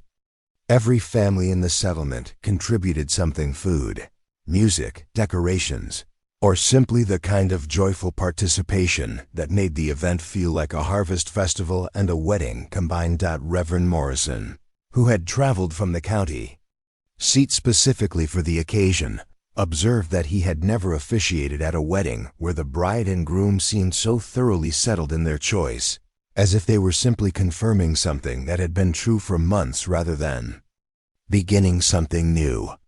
Elizabeth, now walking with the confident determination of a child who had never doubted her place in the world, served as flower girl with the assistance of 3 other children who took their ceremonial responsibilities with appropriate seriousness. Sarah, at 10 months old, slept peacefully through the entire ceremony in the arms of Mrs. Brennan, who had appointed herself unofficial grandmother to every child in Copper Ridge. The reception that followed was unlike anything the settlement had ever seen, not because of expense or elaborate preparation, but because of the genuine celebration of a community that had learned to value love, commitment, and the kind of success that couldn't be measured in dollars or professional advancement. "They're calling you the hero of the West," Margaret said during their first dance, referring to an article that had appeared in the Denver newspaper about James's unconventional approach to federal law enforcement and community development. "They can call me whatever they like," James replied, guiding her smoothly around the makeshift dance floor, "as long as they understand that any heroism involved was a team effort." Margaret looked around the hall at the faces of people who had become genuinely prosperous, not wealthy, but secure in ways that went beyond financial stability. Children who had access to education that would prepare them for whatever future they chose. Families who had learned that cooperation and mutual support could create opportunities that individual effort alone could never achieve. "What do you think Daniel would say?" she asked, surprising herself with the question. "About all of this, about us, about the life Elizabeth is going to have." James considered the question seriously, understanding that Margaret wasn't asking for reassurance, but for honest reflection about choices and changes that had transformed her from the desperate widow he had first known into the confident woman who now stood as his partner in everything that mattered. "I think he would be proud of the mother you've become and grateful that his daughter will grow up knowing that love doesn't have limits, that families can be built by choice as well as birth, and that the best kind of strength comes from people who refuse to let circumstances define their possibilities." As the evening progressed and the celebration continued around them, Margaret found herself thinking about the strange sequence of events that had brought them to this point. A blizzard that could have killed them both. An injury that had seemed like a career-ending catastrophe, but had become the beginning of a different kind of success. A federal investigation that had started as professional duty, but had evolved into a personal mission. None of it had been planned. All of it had required choices that seemed impossible at the time. And somehow, through determination, cooperation, and a willingness to build something better than what they had started with, they had created a life that exceeded anything either had imagined when they were simply trying to survive. "Mr. and Mrs. Mitchell," called Tom Bradley, raising his glass in a toast that brought the entire hall to attention. "To the couple who taught us that sometimes the best way to save a community is to save each other." The cheer that followed was heartfelt and unanimous, reflecting not just celebration of a wedding, but recognition of a partnership that had become a model for what people could accomplish when they chose cooperation over competition, love over convenience, and commitment to community over individual advancement. As the evening wound down and guests began the process of cleaning up with the same cooperative spirit that characterized everything in Copper Ridge, James and Margaret found themselves on the porch of the community center, looking out at a valley that was theirs not because they owned it, but because they had chosen to make it home. "Any regrets now?" Margaret asked, echoing her question from the morning the train had carried away his federal career. "Only that it took a broken back and a blizzard to bring me here," James replied. "And that we lost so much time to fear and hesitation when we could have been building this from the beginning." Margaret looked at him in the moonlight, seeing not the injured stranger she had found in the snow, but the partner who had become the foundation of everything good in her life. "Maybe that's the point," she said. "Maybe we needed to be broken before we could build something strong enough to last." Elizabeth appeared in the doorway then, followed by several other children who had been reluctantly persuaded that the party was over and it was time to go home. The sight of her daughter surrounded by friends, secure in a community that valued her potential and would support her dreams, filled Margaret with a satisfaction that had nothing to do with personal happiness and everything to do with knowing that the future would be better than the past. "Come on, sweetheart," James said, scooping Elizabeth up in arms that were strong enough to carry her anywhere she needed to go. "Time to go home." Home. The word carried weight that it had never held for any of them before. Not just a place to live, but a foundation strong enough to support whatever dreams they chose to build, whatever challenges they chose to face, whatever love they chose to share. As they walked through the streets of Copper Ridge toward the house that James had expanded to accommodate their growing family, Margaret reflected on the journey that had brought them from desperate strangers to partners in everything that mattered. Behind them, the community center stood as evidence of what people could accomplish when they refused to accept limitations as permanent. Around them, the settlement slept peacefully, secure in prosperity that belonged to everyone rather than just a few. Ahead of them, the future stretched out with the kind of unlimited possibility that came from knowing that whatever challenges arose, they would face them together. As a family that had chosen each other and a community that had learned that the best kind of heroism was simply the willingness to build something better than what you found.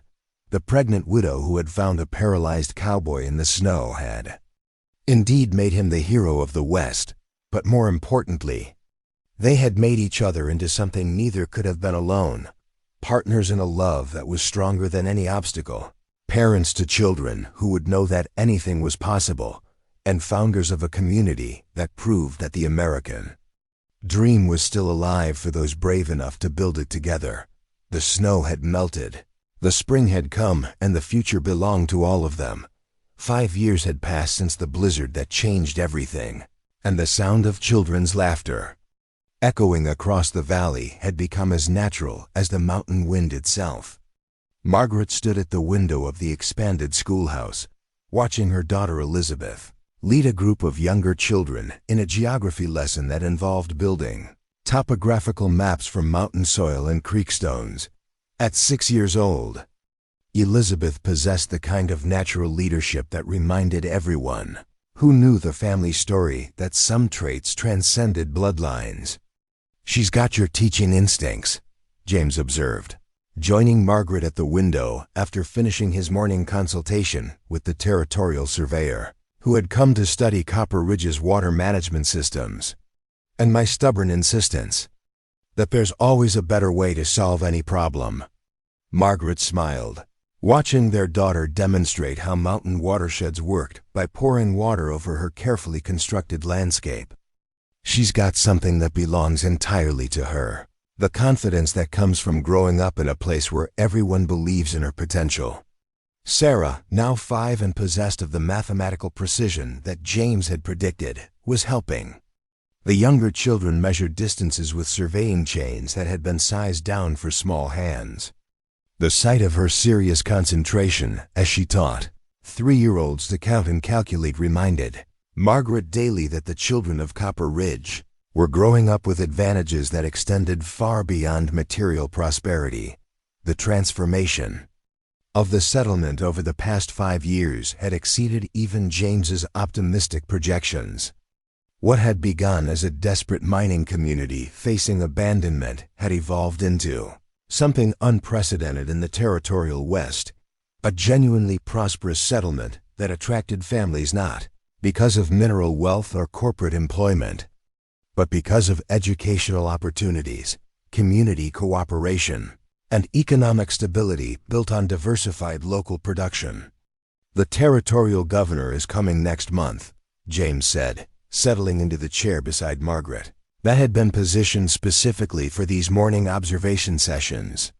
"He wants to see firsthand how we've achieved what the Department of the Interior is calling the most successful community development project in Western territorial history." Margaret laughed softly. "Remember when our biggest concern was whether we had enough flour to last the winter? Now our biggest concern is whether we have enough classrooms to accommodate all the families who want to move here for the educational opportunities."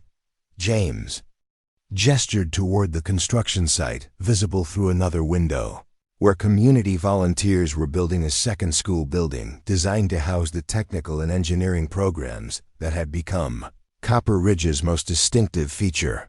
The success of James's informal surveying and engineering instruction had created something entirely unexpected. A generation of young people who understood that the West's future lay not in extracting resources for distant corporations, but in developing local expertise that could create sustainable prosperity for the communities that possessed it.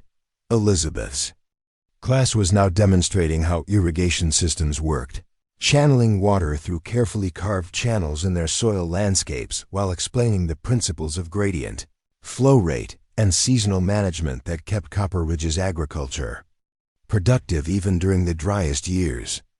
Watching 6-year-olds master concepts that had once been considered advanced technical knowledge, Margaret felt a satisfaction that had nothing to do with maternal pride and everything to do with knowing that the future would be shaped by people who understood cooperation, innovation, and the difference between exploitation and stewardship. "Mrs. Mitchell."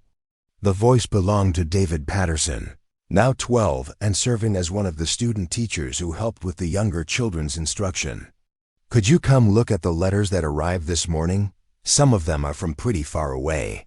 Margaret and James exchanged glances that carried the weight of a conversation they'd been having for months. The letters David referenced were inquiries from communities throughout Colorado, Montana, Wyoming, and even California settlements that had heard about Copper Ridge's transformation and wanted guidance in replicating it. The correspondence had started as a trickle, but had become a steady stream as word spread through territorial networks about a community that had solved the problems that plagued most Western settlements: economic instability, educational limitations, social isolation, and dependence on distant corporate decisions that rarely considered local needs or welfare. "How many today?" James asked, following Margaret and David to the small office that served as Copper Ridge's unofficial communication center. 17, David replied with the precision that characterized his approach to everything. "Including 3 from mining. Communities in Montana that are facing the same kind of corporate abandonment we dealt with, and 1 from a farming settlement in Wyoming that wants to know how we organized our cooperative land management system." Margaret read through several of the letters, noting the desperation that characterized many of them, but also the hope that came from knowing that solutions existed, that communities facing impossible circumstances could transform themselves into something better than mere survival. "They all want the same thing," she observed. "Someone to come and show them how to do what we've done here." "Which brings us back to the conversation we keep avoiding," James said gently, "about whether what we've built here was meant to stay in one place or whether it was meant to spread." The question had been implicit in every success they'd achieved. Every family that had moved to Copper Ridge, specifically because of its reputation, every letter that arrived asking for help. Had they created something that was meant to serve as a model for other communities, or had they simply built a life that belonged to them and their neighbors?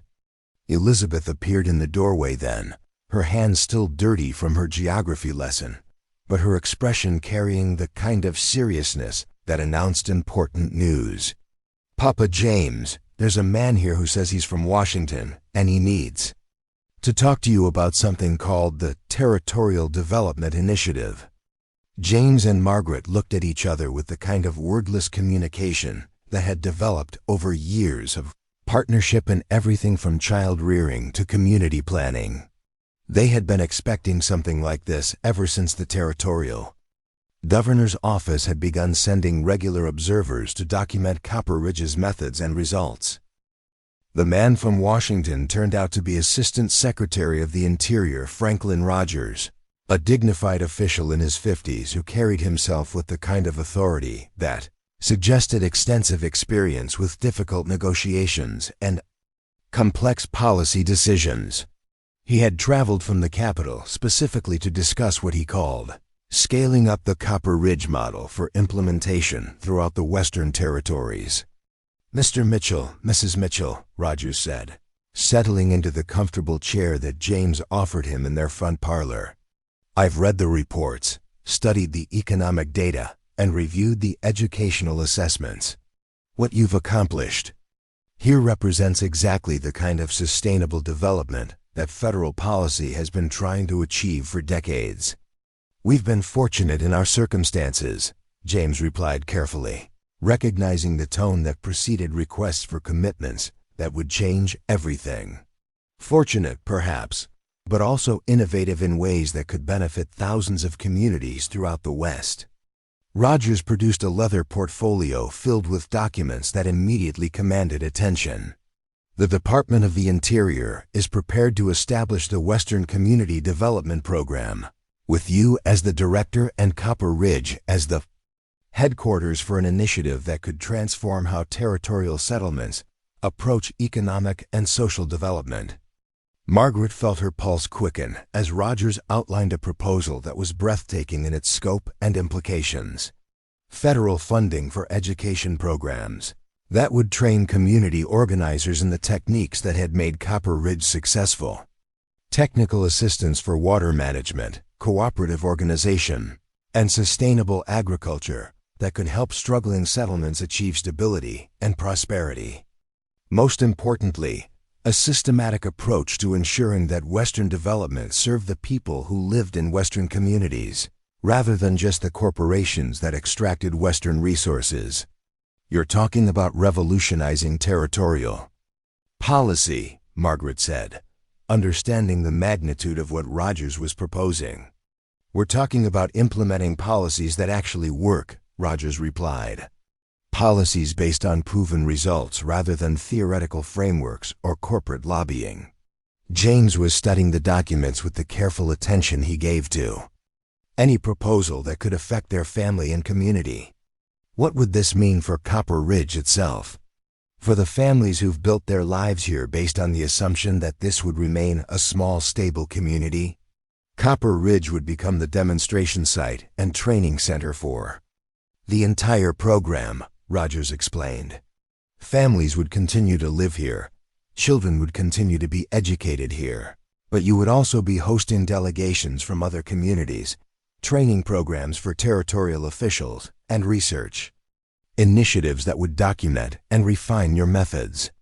Margaret looked out the window at Elizabeth and Sarah playing with their friends in the yard, their games involving the kind of engineering projects and cooperative problem-solving that had become natural to children growing up in Copper Ridge.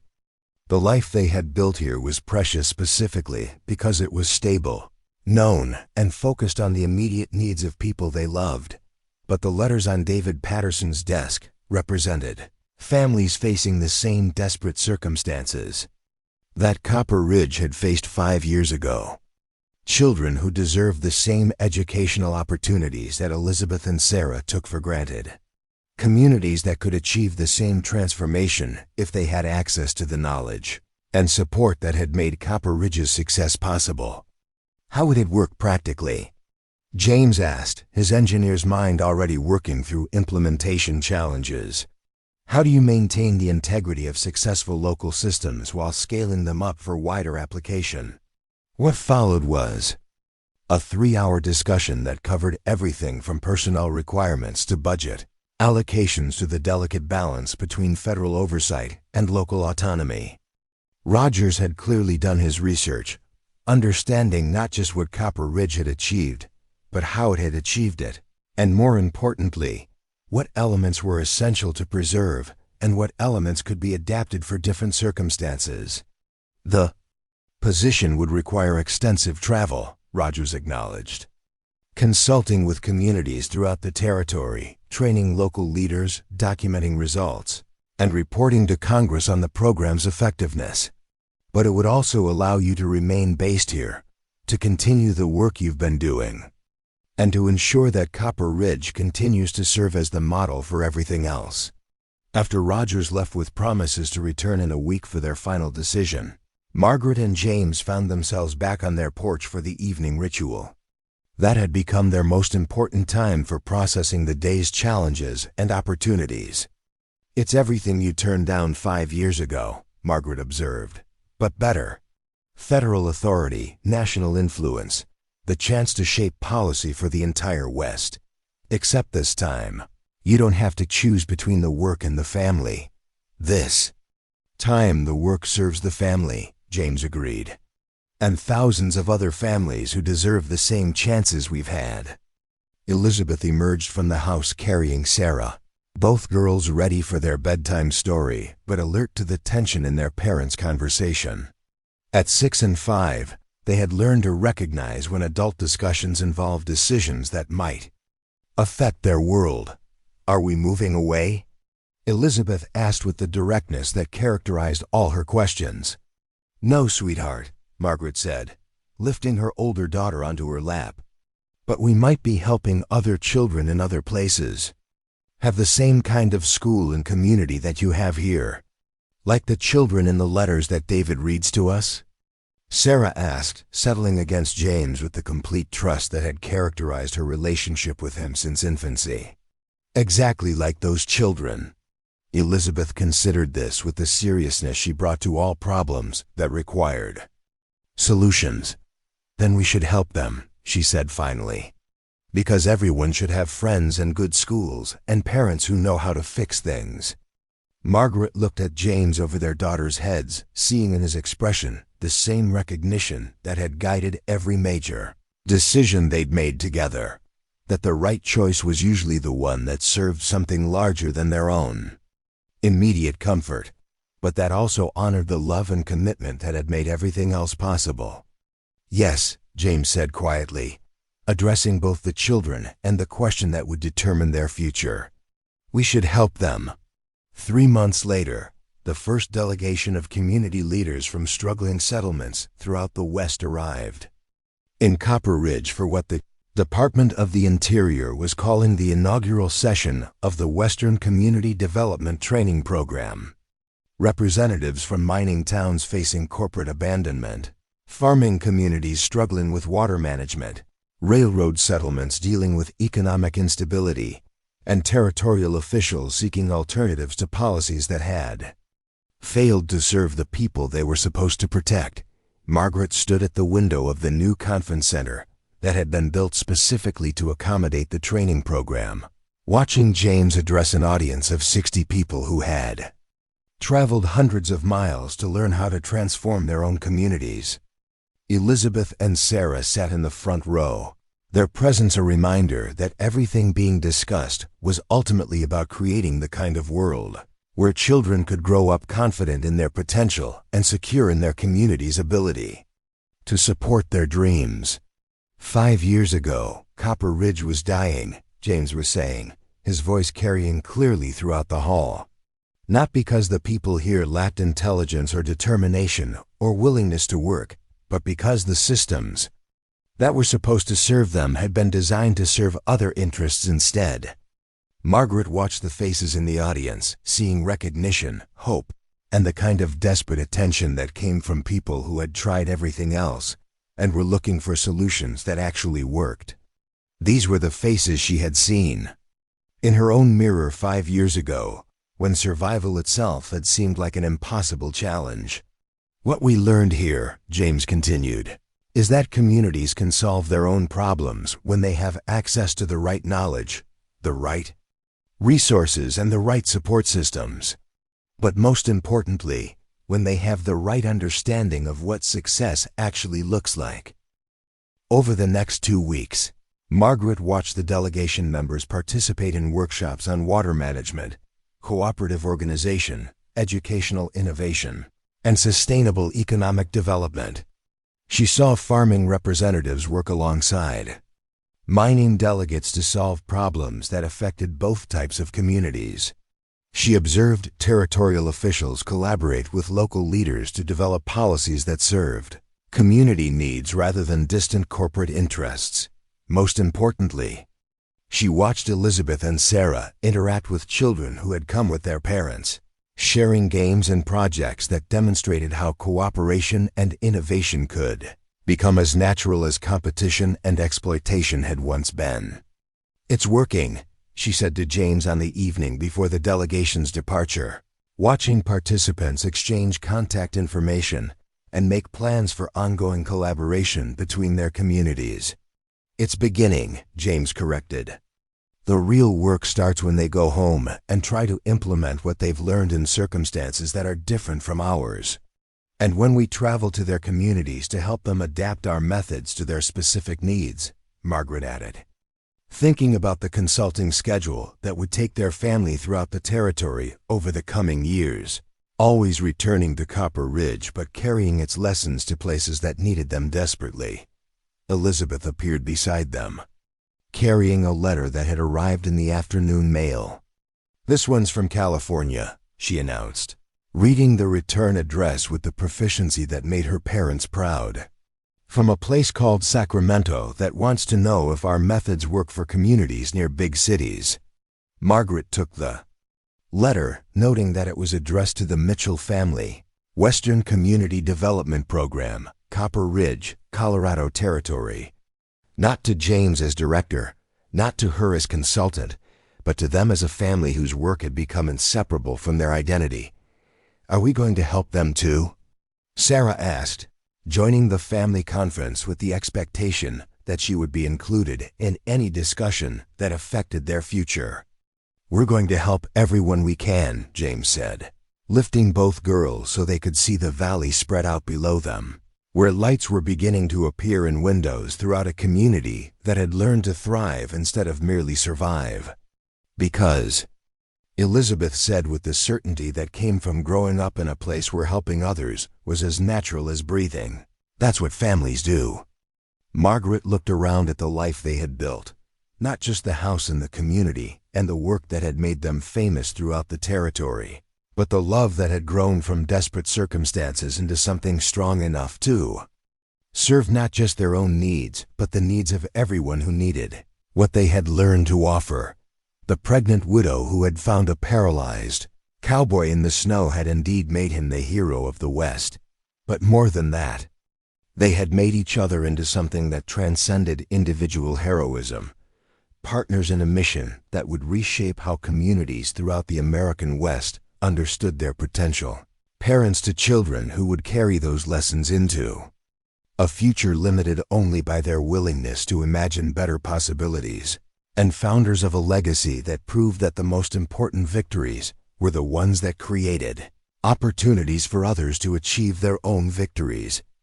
Outside, the first stars were appearing in the mountain sky, and inside, a family that had been forged by crisis and strengthened by choice was planning tomorrow's work in a world that had become larger and more hopeful because they had chosen to build something better than what they found. The blizzard was over.